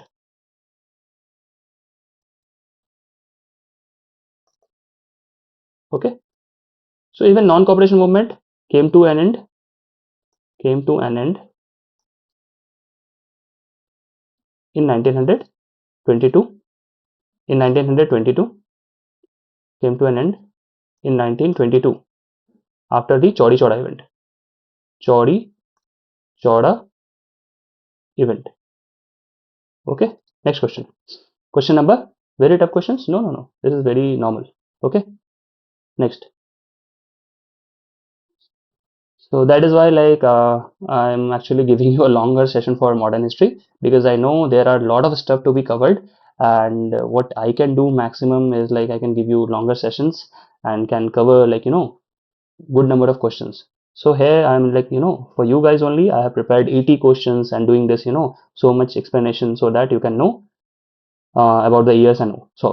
So what you can do, you can actually do quick revision like at the speed of 1.5 or maybe 2 if you can do, right? So you can actually visit these questions again for the revision. So I have already covered most of the Indian modern history questions, or you can say modern history important segments. So I'm covering it all, right? So please try to stick to this. Next question. I know Gandhi only. No worries. So after this session, you will be knowing all about Gandhiji and the contemporaries of the Gandhiji. Who represented India at the second roundtable conference in London in 1931? So I think already one of you guys have actually answered it. It was Mahatma Gandhi. Okay, so it was happening in the London. Next question, question number 57. So the Ilbert Bill controversy during Lord Ripon's tenure was related to. So I have already mentioned about Ilbert Bill C. So it was in the year of 1883. So I've already told you about Ilbert Bill. So what it was. So for the European people or for the British people, Indian judges was limited with the power, was not given the jurisdiction to trial them, right? So it was only the European or the British judges who can trial them. So now you can answer it. So the Albert Bill controversy during Lord Ripon tenure was related to what? Related to what? Try to answer it. Try to answer it quickly. So we are already at the 57th question. So I hope in half an hour we will be dealing with all the questions. So it was about the empowering Indian judges to try British offenders. Okay. So Ilbert Bill controversy was what? Ilbert actually reversed this, rationality that Indian judges should be empowered to, try British offenders. So that is the controversy, right? So it does not go well with the other people, even in the British Parliament. So Lord Ripon actually tried to have this bill, that is now Indians can actually try can try the British offenders. But that is the controversy. Controversy means the other people or the Secretary of India, or you can say the British parliamentary members was against this, that no, this should not be done, as Indian judges should not be given the power to to try the British offenders. That was that controversy. Okay, next question, question number 58. Consider the following statements regarding the Ilbert Bill 1883. It aimed to allow Indian judges to preside over cases involving British citizens in India. The bill was opposed by the British community in India. The Ilbert Bill was successfully passed without any amendments. So, from this question, you can easily, do what? Eliminate one of the, options. Try first, then I will tell you. Try first. So, was it successfully passed? No, it was not passed. That is why it was the controversy. So, it is correct. That is, it aimed to allow Indian judges to preside over cases involving British citizens, right? So, it was the bill. So, bill has the provision of this. And the bill was opposed by the British community in India. So, everyone was opposing this. That is why controversy has arisen. So, 1 and 2 will be the right answer. 1 and 2 will be the right answer. Where is the option? Option number A. Correct? So, it was not passed easily. It was not successful. That is why the controversy had happened. Consider the following statements about the Charter Act of 1833. So Charter Act used to come after every 20 years. So the Charter Act of 1833. So the option here is, it ended the East India Company's commercial activities. It introduced a provision for appointing Indians to high offices in British India. It centralized administrative power by creating the post of Governor General of India. So in 1833, you guys know what was happening. What was happening? Please tell me. So centralization of power has happened. That is Governor General of Bengal. The post of Governor General of Bengal get converted into what? Governor General of India. Who was then the Governor General? It was Lord William Bentinck. I've already discussed about it. Lord William Bentinck, right? Lord William Bentinck.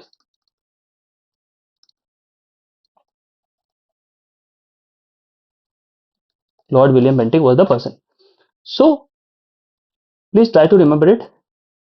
So they boycotted, or they actually, ended East India's commercial activities except two things. It is chai and China. Okay. So they allowed chai and China. Chai means tea, right? It is tea. So they gave the East India Company the power to trade in tea, right? So they can sell tea commodities, and they can also sell the goods in China as well.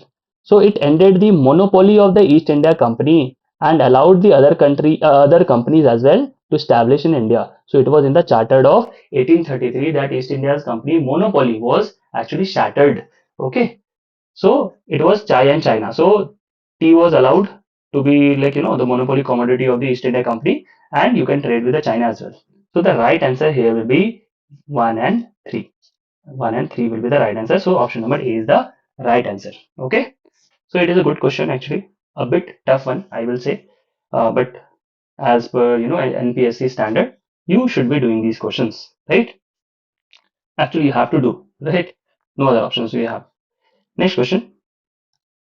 Consider the following statements regarding the Indian Council Act of 1903, that is Morley Minto reform.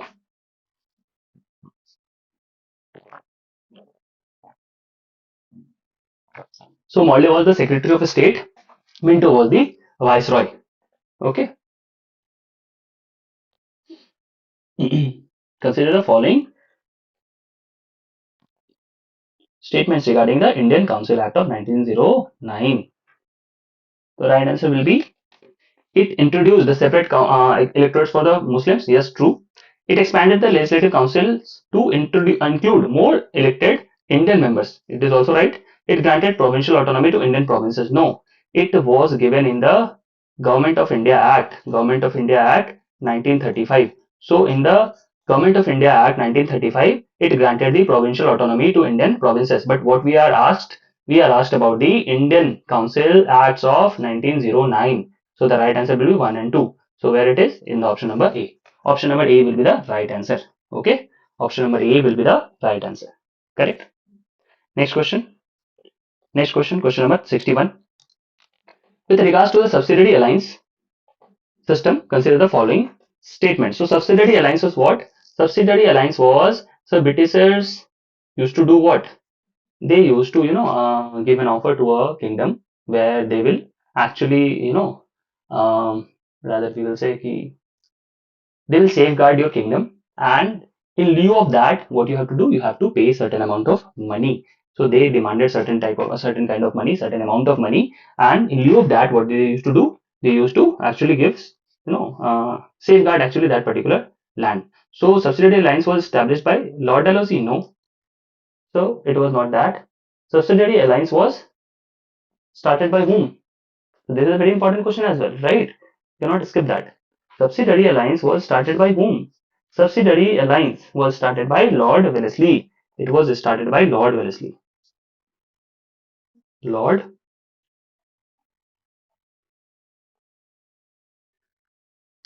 It is Lord Wellesley. Lord Wellesley, right? What was the time frame of Lord Wellesley? It was 1798 to 1805. Okay. Okay. So it required Indian rulers to station British forces in their territory and pay for their upkeep. True. Right? So it is true now, right? Next.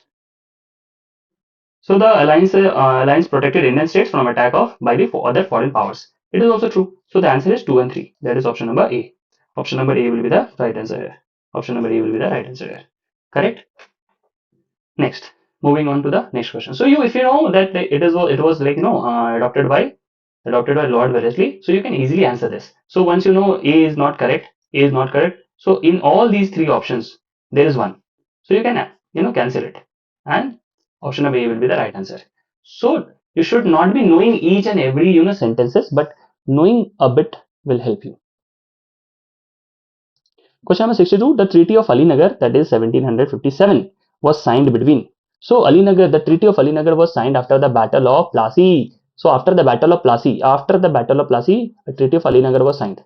After, you should remember this, after the Battle of Plassey. So Plassey was actually fought in 1757 only, right? And after that, Treaty of Alinagar was signed. So between whom it should be signed? It was between the Nawab Sirajuddaulah and the British only, right? So whoever has fought the Battle of Plassey will be signing this treaty as well. Okay, easy question. Easy in a context if you know this particular part. Okay, next. Who was the French Governor General who attempted to establish French supremacy in India? So it is a very important question. Okay, very important question it is. It is Joseph Francois Dupleix. Okay, it is Joseph Dupleix, you can say, or Joseph Franco Dupleix, you can say.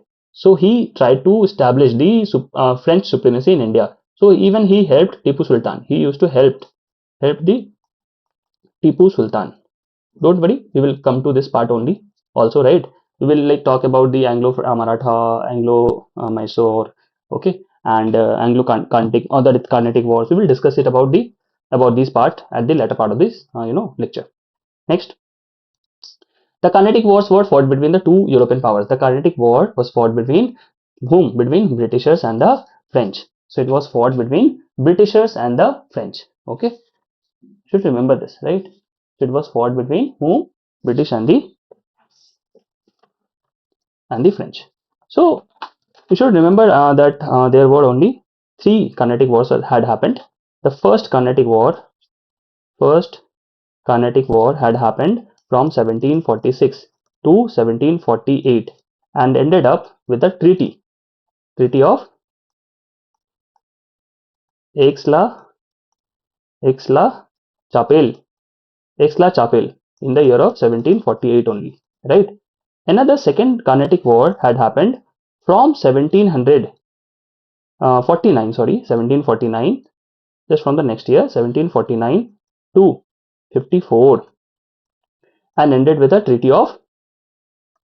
of Pondicherry. Treaty of Pondicherry, that is 1754 it had happened. Next, the third Carnatic War had happened from 1758 to 1763, ended with a treaty, that is a peace treaty, Treaty of Paris. That is peace treaty, that is no one will now fight with each other. And the last battle between these two was the Battle of Wandiwash. That is, after the Battle of Wandiwash, they signed the Treaty of Paris. The Battle of Wandiwash had happened in 1760. Okay, so try to remember all this stuff for Carnatic Wars. Carnatic War was fought between British and the French. So it was known as the even 100-year wars. 100 years war. That Carnatic War is also known as 100-year wars. Okay, so are you guys enjoying this session? Please let me know. So since it is I guess close to 1.5 hours, so I want to know guys from you guys that how is the Josh now? How is the Josh now? Please let me know.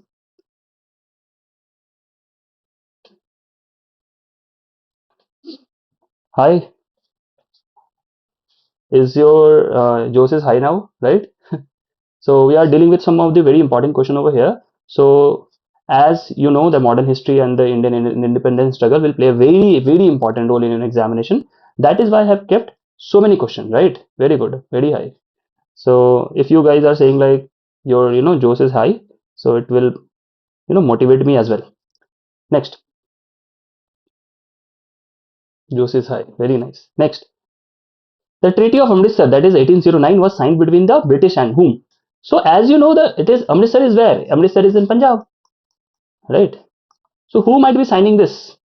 So you can answer this from that particular sense only, right? So Amritsar is in Punjab, and Maharaja Ranjit Singh was ruling that particular Punjab section, Punjab part, Punjab province, you can say. So the Treaty of Amritsar was between the Britishers and the Maharaja Ranjit Singh. Okay, next.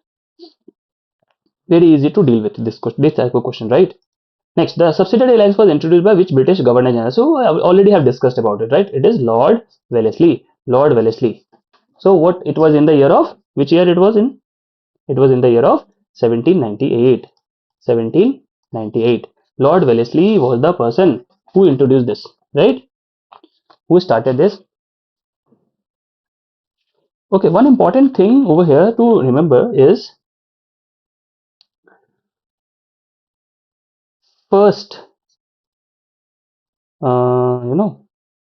first province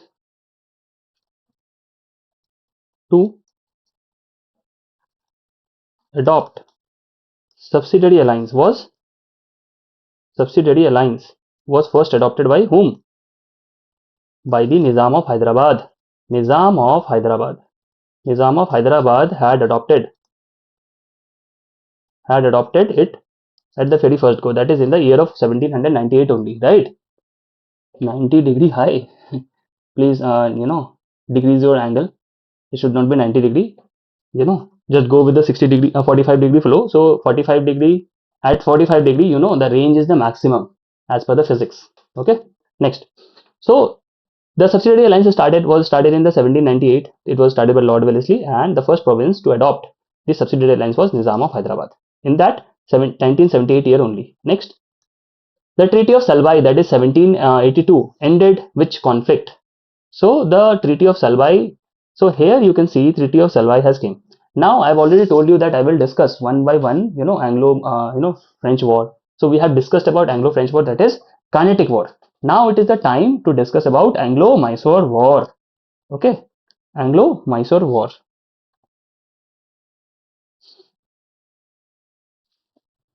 So the Treaty of Salbai, Lord Mornington, what it was, Lord Mornington. Achha, at that time. So see, like that is, the whole framing of subsidiary alliance was actually done by John Soar. Okay, not John Soar, sorry. Permanent settlement was actually designed by John Soar. Okay, so answer this question. The Treaty of Salbai, that is 1782. The Treaty of Salbai, that is the year of 1782, ended which conflict? It ended the First Anglo-Maratha War. It ended the First Anglo-Maratha War. Anglo-Maratha War. So here we will discuss about the Anglo-Maratha Wars now. Anglo-Maratha War. So I will give you all the brief discussion of the different type of wars. So first Anglo-Maratha War. So about the first Anglo-Maratha War, it happened from 1775 to 1782, and at the end what happened? Treaty of Salbai was signed. Treaty of Salbai. So after every war, a treaty has used to be signed. Okay. Next, second Anglo-Maratha War. Second Anglo-Maratha War was fought between 1803 to 1806. Okay, and here the Maratha signed the subsidiary alliance. Maratha signed the subsidiary alliance.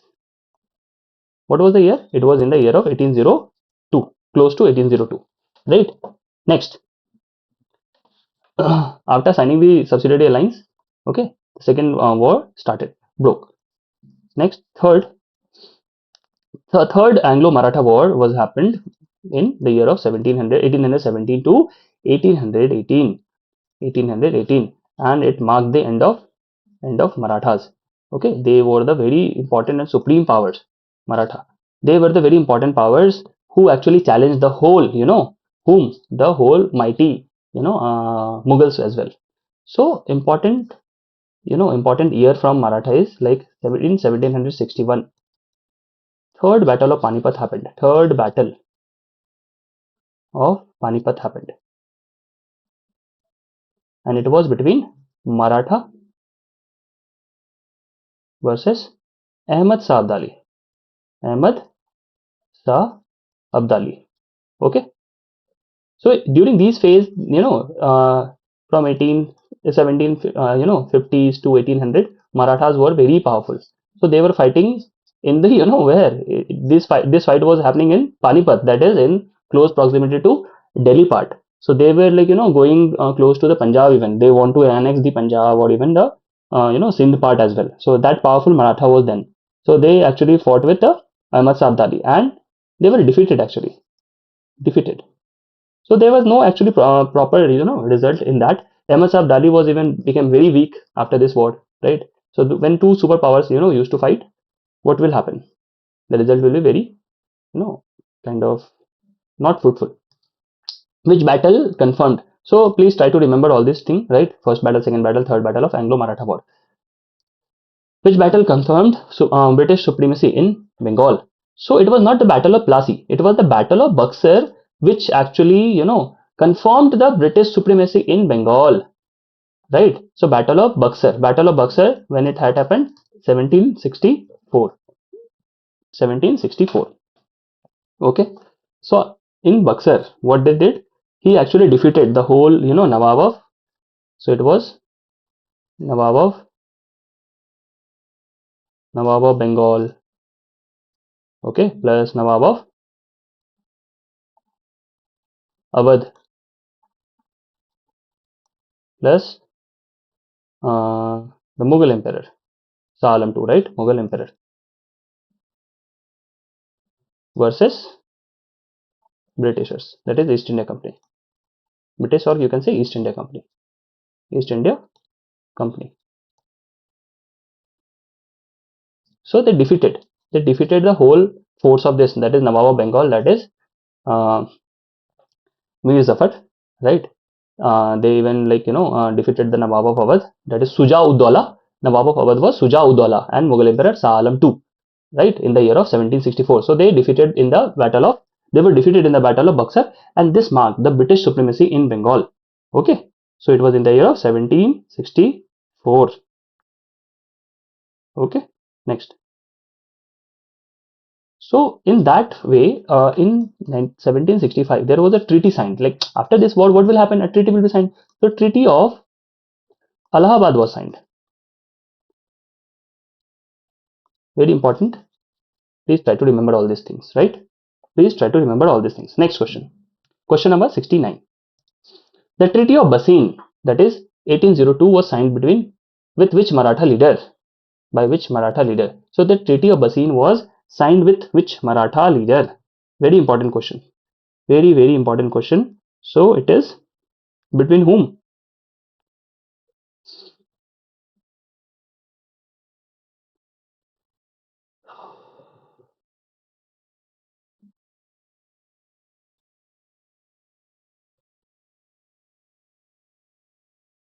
Try to answer it.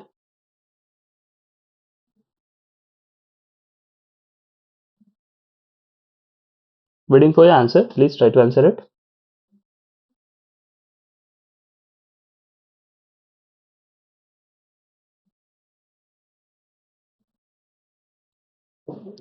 So it was with the Peshwa Bajirao II. It was with the Peshwa Bajirao II. Okay. The right answer will be Peshwa Bajirao II. Next question. Question number 70. Who succeeded Tipu Sultan as the ruler of Mysore after the 4th Anglo-Mysore War? So here we will discuss about Anglo-Mysore War. Okay. So your Carnatic Wars, Anglo-Maratha War and Anglo-Mysore War is covered now. Anglo-Mysore War. So there were 4 wars, right? First, second, third and fourth.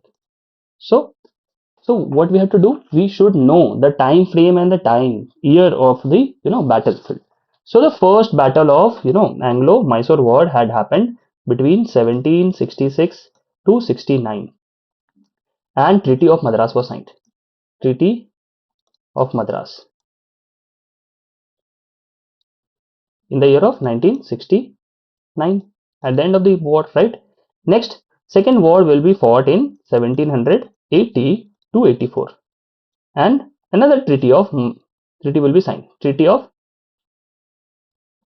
Mangalore will be signed in the year of 1784. Next, third battle will be fought. So these two battles were fought between East India Company and Hyder Ali.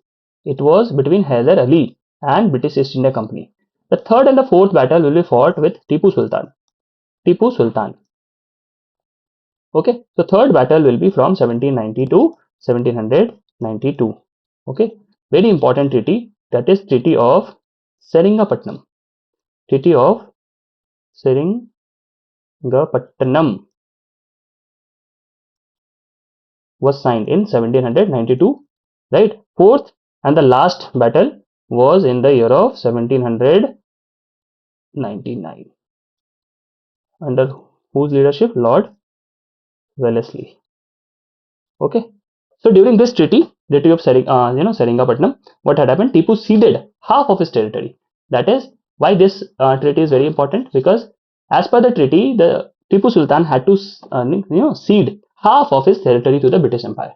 So what will be the answer after the fourth Mysore war? That is, now Tipu has died. Now after the fourth war, what had happened? Tipu had died now. So now which particular empire will rule it? So as per this question, what will be the answer? The answer will be Wadiyar dynasty. Wadiyar dynasty. Wadiyar dynasty was actually ruling after the fourth Anglo-Mysore war. Okay. Are you guys enjoying this session? Please comment once, so that I should know that, like, okay, you are not sleeping here. Okay. All these dates are named. So this is very important, right?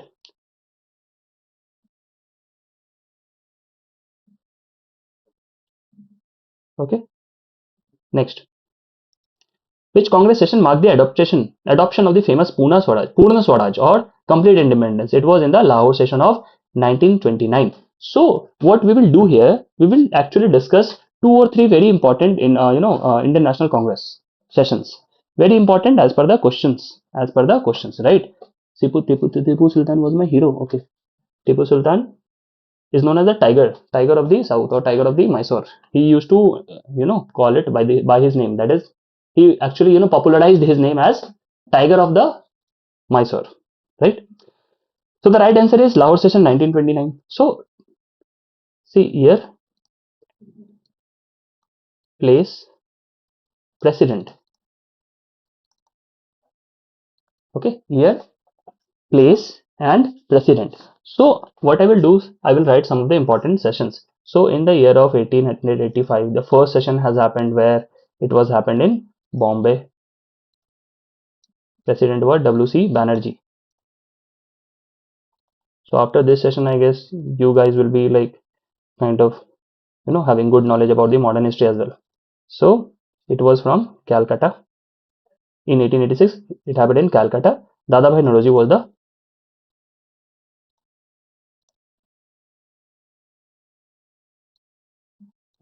the president.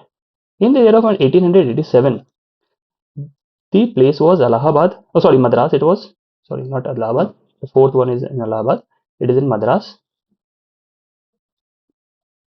It was presided by Sayyid Badruddin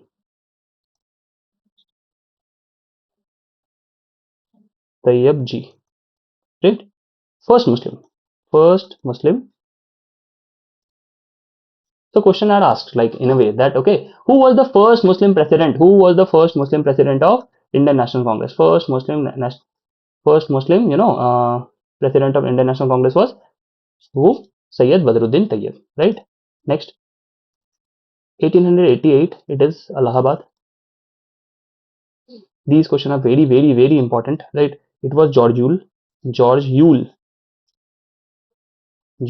Yule, right? So George Yule actually was the first European, first, if you can say English president. Okay, first English president was whom? Who was who? George Yule. Okay, one important session, that is the session of 1924. It was happened in Belgaum. Belgaum. So Belgaum session was presided by whom? Mahatma Gandhi. Please remember this. He only presided over one, session. It was Belgaum, right? Mahatma Gandhi. Okay, the right answer is Mahatma Gandhi. Question number 72. Tipu was not successful. Was the tiger hero too, sir? Okay, okay. High learning, right? Next. So, like, we are close to our session, end of the session. So, we did a great job. Like, not only me, like, you guys have stick to this, and I'm very fine. Like, very happy to see you. Like, 50 of you very serious candidates are here. So, I hope you guys will be doing very good in your examination. So, I had tried my best. Okay. So, in this limited time, the best what I could have done is this, or you can say what I can do more is like, please join the Telegram channel, so that there I can give you more PDFs as well for the last time revision. So I will try to put up some more PDFs over there, because it is practically impossible to like go through all the modern history in 2 to 3 hours. So this is what the best I can do. Okay, next. Question number 72. The cabinet mission plan of 1946 proposed of feudal federal union with autonomy for provinces, but which provision led to its rejection by the Muslim League? Okay, so Muslim League has rejected this. Muslim League has rejected this cabinet plan of 1946. So why? It was why. The question is why it has rejected. Why it had rejected?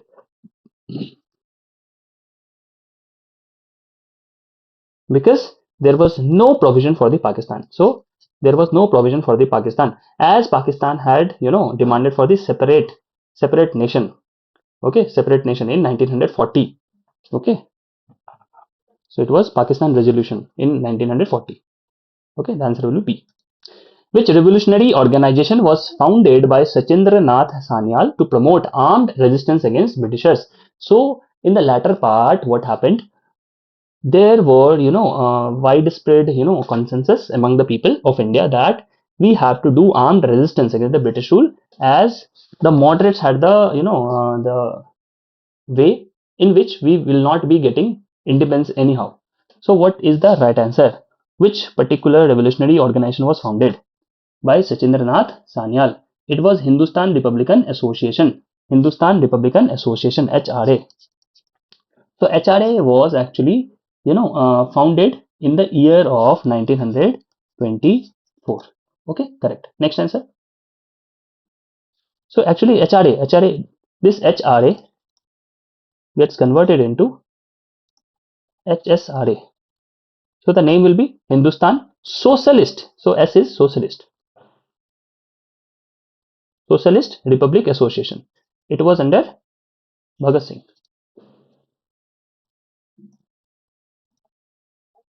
So this HRA get transformed into HSRA, and HSRA was actually was doing under actually was doing armed rebellion, or you can say armed resistance against Britishers under Bhagat Singh and Chandrasekhar Azad as well, right? Chandrasekhar Azad.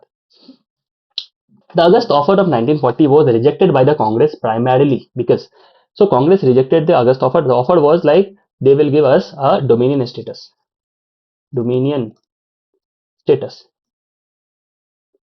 So dominion status they actually promised. They did not promise us the full independence. So that is why they rejected. So the right answer will be, it did not promise immediate what? Independence. Okay. It did not promise immediate independence. They said, okay, we are going through the Second World War, right? So so what was happening? Like, okay, so they just offered us dominion status. So the C can be confusing, right? It proposed a dominion status instead of complete independence, right? It did not promise immediate independence. So because they are not promising immediate independence, rather they are giving us dominion status now. So they are giving us dominion status here, right? So the right answer will be A. It did not promise immediate independence. So they were offering just a lollipop to us. Okay. So take this dominion status and enjoy. So the Congress said, no, no, no, we don't want this, right? Okay. So this will be the right answer, A. Next. Who among the following led the Chittagong Armory raid? So Chittagong Armory raid. Chittagong Armory raid was done by whom? Chittagong Armory raid was done by Surya Sen in 1930. Okay. Very important. So you should know about the Chapekar brothers as well. So Chapekar brothers. They also did something. They assassinated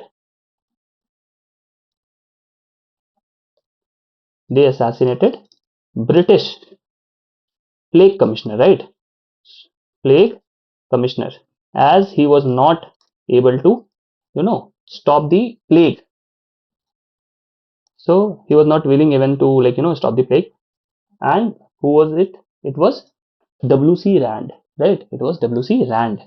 What was the name of the British plague commissioner? It was W.C. Rand, right? So Chapekar brothers did what? They assassinated or they killed W.C. Rand. Okay. Next, the Ghadar movement was primarily aimed at. The Ghadar movement was primarily aimed at. Try to answer it. The Ghadar movement was primarily aimed at. So the Ghadar movement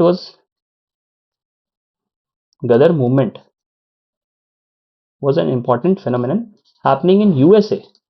It is very important. Ghadar movement was happening not in India, rather it was happening in USA. Right? Now try to answer it. What was Ghadar movement? When it was started? Do you guys know? If you are knowing, please try to comment, right?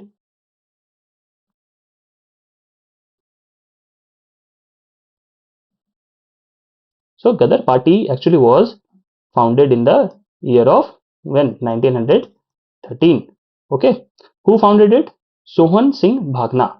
Sohan Singh Bhakna actually started this. So in USA, where it is? San Francisco.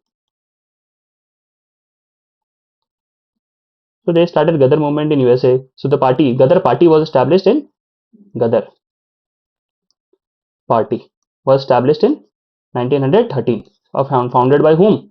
Founded by whom? Founded by Sohan Singh Bhakna. Sohan Singh Bhakna. So okay. So what was the primarily aim, or primarily aimed at? So the Ghadar movement primarily aimed at ending British rule through an armed uprising in India. So it has already told you that there were like sort of some kind of party, or you can say the organization, who were in the favor of like having armed rebellion with the Britishers, because they were understanding, okay, they will not give us freedom in a way that moderates used to adopt. Okay. Okay, next question number 77.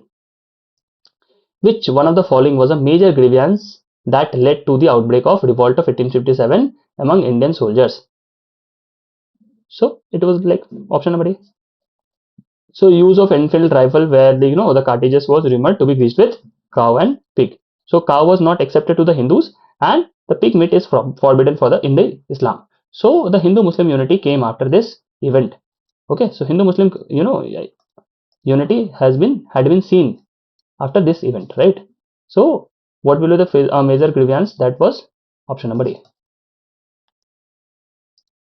Who among the following played a key role in leading the armed rebellion in the region of Awadh during the revolt of 1857? So Awadh means that Lucknow part, right? So who was it? Begum Hazrat Mahal, Now that is Begum Hazrat Mahal is the right answer. Okay.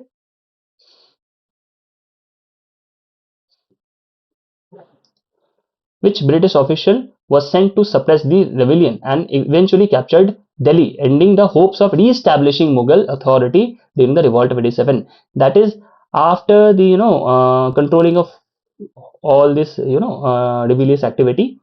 There was another attempt to re-establish the Mughal authority in Delhi. So the British official had sent someone. What was the name of that particular official? The name of that particular official was whom? Whom they sent?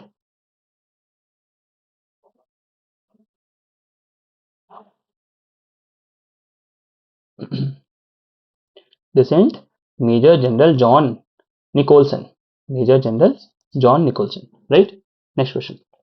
Last question of this day is the Dandi March undertaken by Mahatma Gandhi in 1930 was a part of, that is, civil disobedience movement.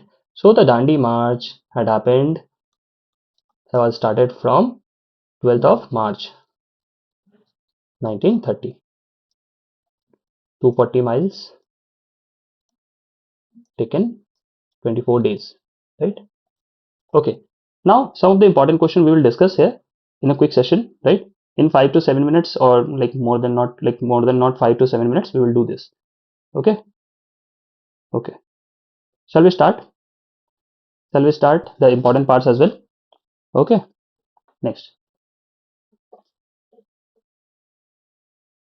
Lala Hardyal Singh was associated with the Ghadar party. Okay. So Ghadar party. Lala Hardyal was the important member of this Ghadar party. Lala Hardyal. Okay.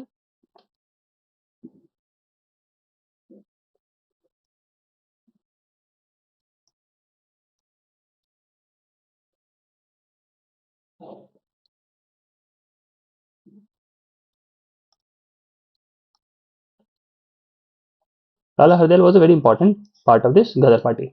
So with Sohanlal Bhakna, Lala Hardayal was also the founder member. But if you guys will be asked about the founding member, so it will be Sohan Singh Bhakna. If not given, if there might be some chance, like if the answer will be having the option of Sohan Singh Bhakna, you guys will be answering this, right? If Sohan Singh Bhakna is absent, then you have to take the Lala Hardayal option. Okay, next. So what we will do now, we will discuss some of the important, terms, you can say, or you can say like important things like we should be knowing, right? Example, we are left with some of the important parts. That is, just give me a moment so that we can start with that.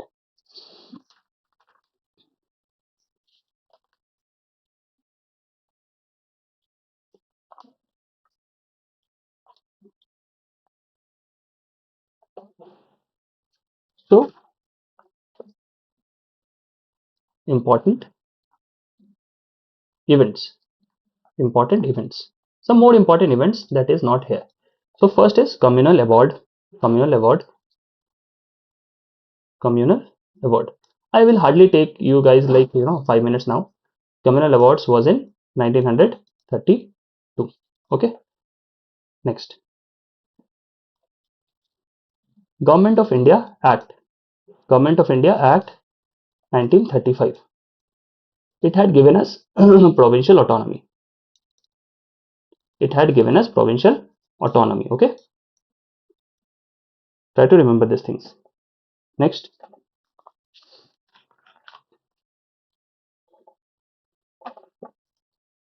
There was a Pakistan resolution, as already told you. Pakistan resolution, where the demand of Pakistan had, Pakistan resolution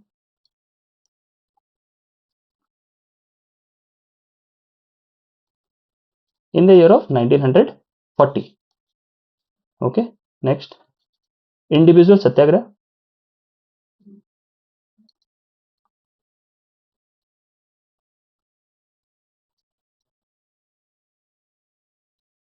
It had happened in the year 1940 only. Okay, next. So we have already discussed about the Christ mission. Okay, Quit India movement we have discussed about. So okay, so Vinoba Bhave was the first individual satyagrahi. Vinoba Bhave. Vinoba Bhave was the first individual satyagrahi. Okay, next question 5 is like CR formula. CR formula. CR formula was in the year of 1944. Okay, next. Next segment, that is 6 number point. Next is Wavell plan. So Wavell plan was in the year of 1945. Okay, the night is still young. Short and speed, please. Yes, yes, yes. It is short only. Right. I'm just giving you some important, parts only. INA trial. INA trial.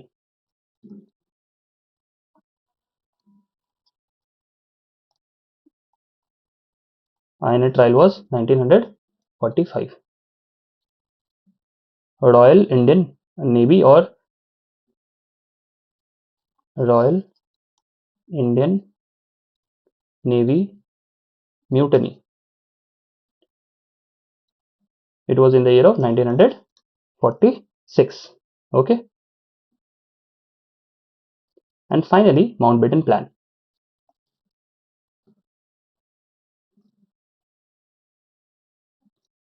So Mountbatten Plan was in the year of 1947. Please remember this date, 3rd June. Okay. So this is all for today. Okay. So Chartered Act is basically the act which which were like passed by the British Parliament, that what policies should we adopt to put you to have control over the Indian imperialistic state. So these were the Chartered Act. So after 20 years, every 20 years, the British Parliament used to pass the Chartered Act for India, that how we should what policies we will implement after in the coming 20 years, how what should be the policy, what should be our goal, what should be the path. So these things were discussed in this particular section, right? Is it clear? Is it clear now? Okay. Okay.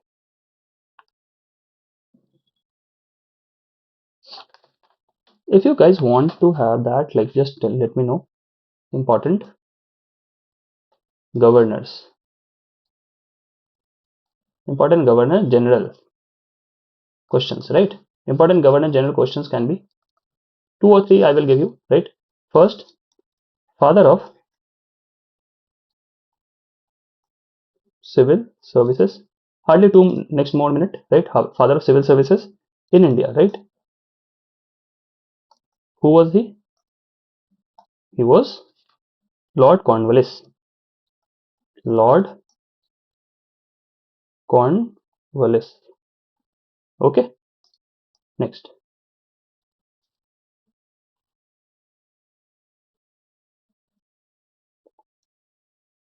First Charter Act. First Charter Act. First Charter Act was was revised actually, or was actually introduced in the term of John Shore. Okay, John Shore, in the year of 1973. Okay. Uh,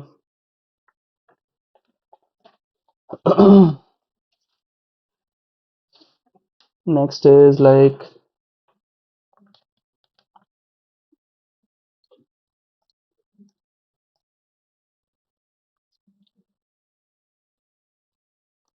liberator of press.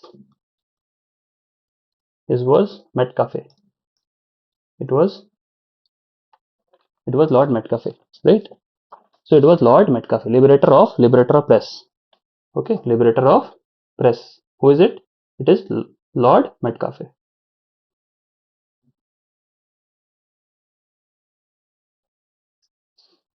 It is Lord Charles Metcalfe. Okay, so you can remember these things only, right? So also you can note it over here. There were some important sessions, like that is permanent settlement.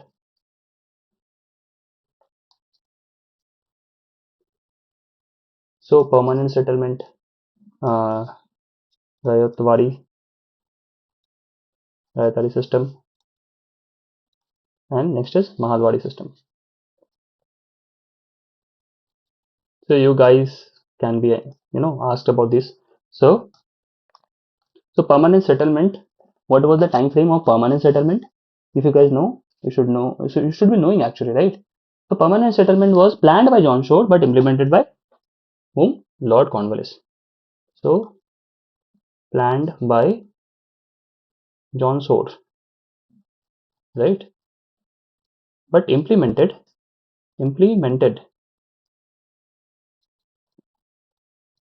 Lord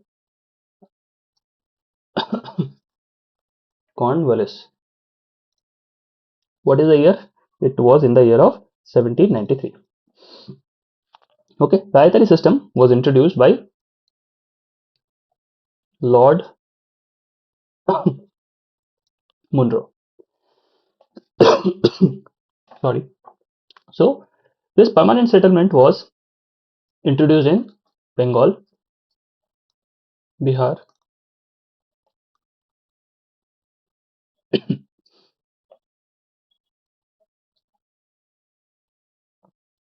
and Rayatari system was introduced in Bombay and Madras. Okay, so Mahalwadi system is basically the upgraded version of the permanent settlement, right? Where modified version of the Jamindari system, you can say. It was in the region of Ganges Valley, northwest frontier provinces, and the parts of central India. Central India means UP. Central India, UP and kind of Madhya Pradesh, and even Punjab. Okay, so try to remember this. Okay, so that is going to be all for today's class. Okay, so have you guys enjoyed this session? Please let me know. Have you guys enjoyed this session? So please try comment below, like, so that I can understand, okay, how you guys enjoyed this session. So this was my whole modern history, or you can say the Indian independence history, what I actually made all night for you guys. Okay. Okay, it is Thomas Munro, right? Lord Thomas Munro. All okay. Next. Okay, so this will be the end of the session. Okay, try to revise it at the end of your at end of the session. Okay, and please go through this session as well for the revision part, so that you can get a good glimpse of the important questions, right? So signing off now, like, and from the next day, like, you will be getting class for the CSAT as well, right? That is math, science, and all this stuff. Okay, so like, we are working on the the on your demands as well, like about the current affairs and all. So you will be getting all this stuff. Just give us some more time, so that we can like manage it, right? Any confusion in this particular class, or you want to ask anything about any topic, please let me know. Just I'm taking 2 more minutes for you guys. Malwadi system was okay. Malwadi system was introduced by Holt Mackenzie. It was introduced by Holt Mackenzie. Okay, in the year of 1822. I hope this is clear now.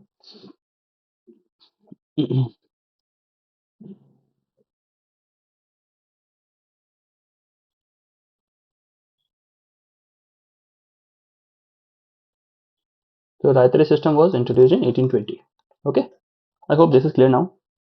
Okay, so we are done with this, and if any question, in case of any question, please do comment. And if you guys like this session, please like, subscribe, and share as well to your friends, and do let me know in the comment section, so how you like my sessions or not, or even please share it to your friends as well. So thank you so much. You guys have like made this family a huge one right now. Like, we are already crossed the 1K, and it was not possible without your support. So it was a very good journey till now, and just wish our family grow more and more. Okay, national movement, I guess. Commission PDF. So we cannot like do more sessions of video lectures like this. So what I will do, please join the Telegram group, and I will provide more and more PDFs over there, right? So that will be, I think, more easier thing to do right now. Okay, so please join the Telegram group, where you will be getting PDFs. So I've already sent the PDF of geography. So more or less tonight, or maybe like tomorrow morning, I will be sharing with you guys the question from ancient, medieval, and modern as well, in one shot. Okay, and some new and better questions in the coming time as well. Okay, so thank you so much for joining us, and please join the Telegram group, and please do like, share, and comment. So, and comment as well, like whatever you like want, okay, you want to say or something like that. Okay, in the previous class, in yesterday's class, so I by mistake had done what? So I actually mistakenly had done a mistake where it was 50, it should be like 1539 and 1540. That is Battle of Chausa and Battle of Kannauj. Okay, it should be like that. But like maybe in the, what you can say, like a speed or the flow, what I had written, I rather had written 1939 and 1940. So like, sorry for that. So it should be like 1539 and 1540. So I've already commented in that video. So please do check it out. Okay. So thank you so much, guys. Thank you for joining us. Okay. Thank you so much. It was a very pleasure meeting you guys.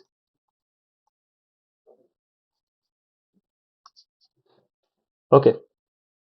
Have a very good and safe and healthy, uh, keep your like self in a very healthy state. Give your best and let's see. Let's hope for the best.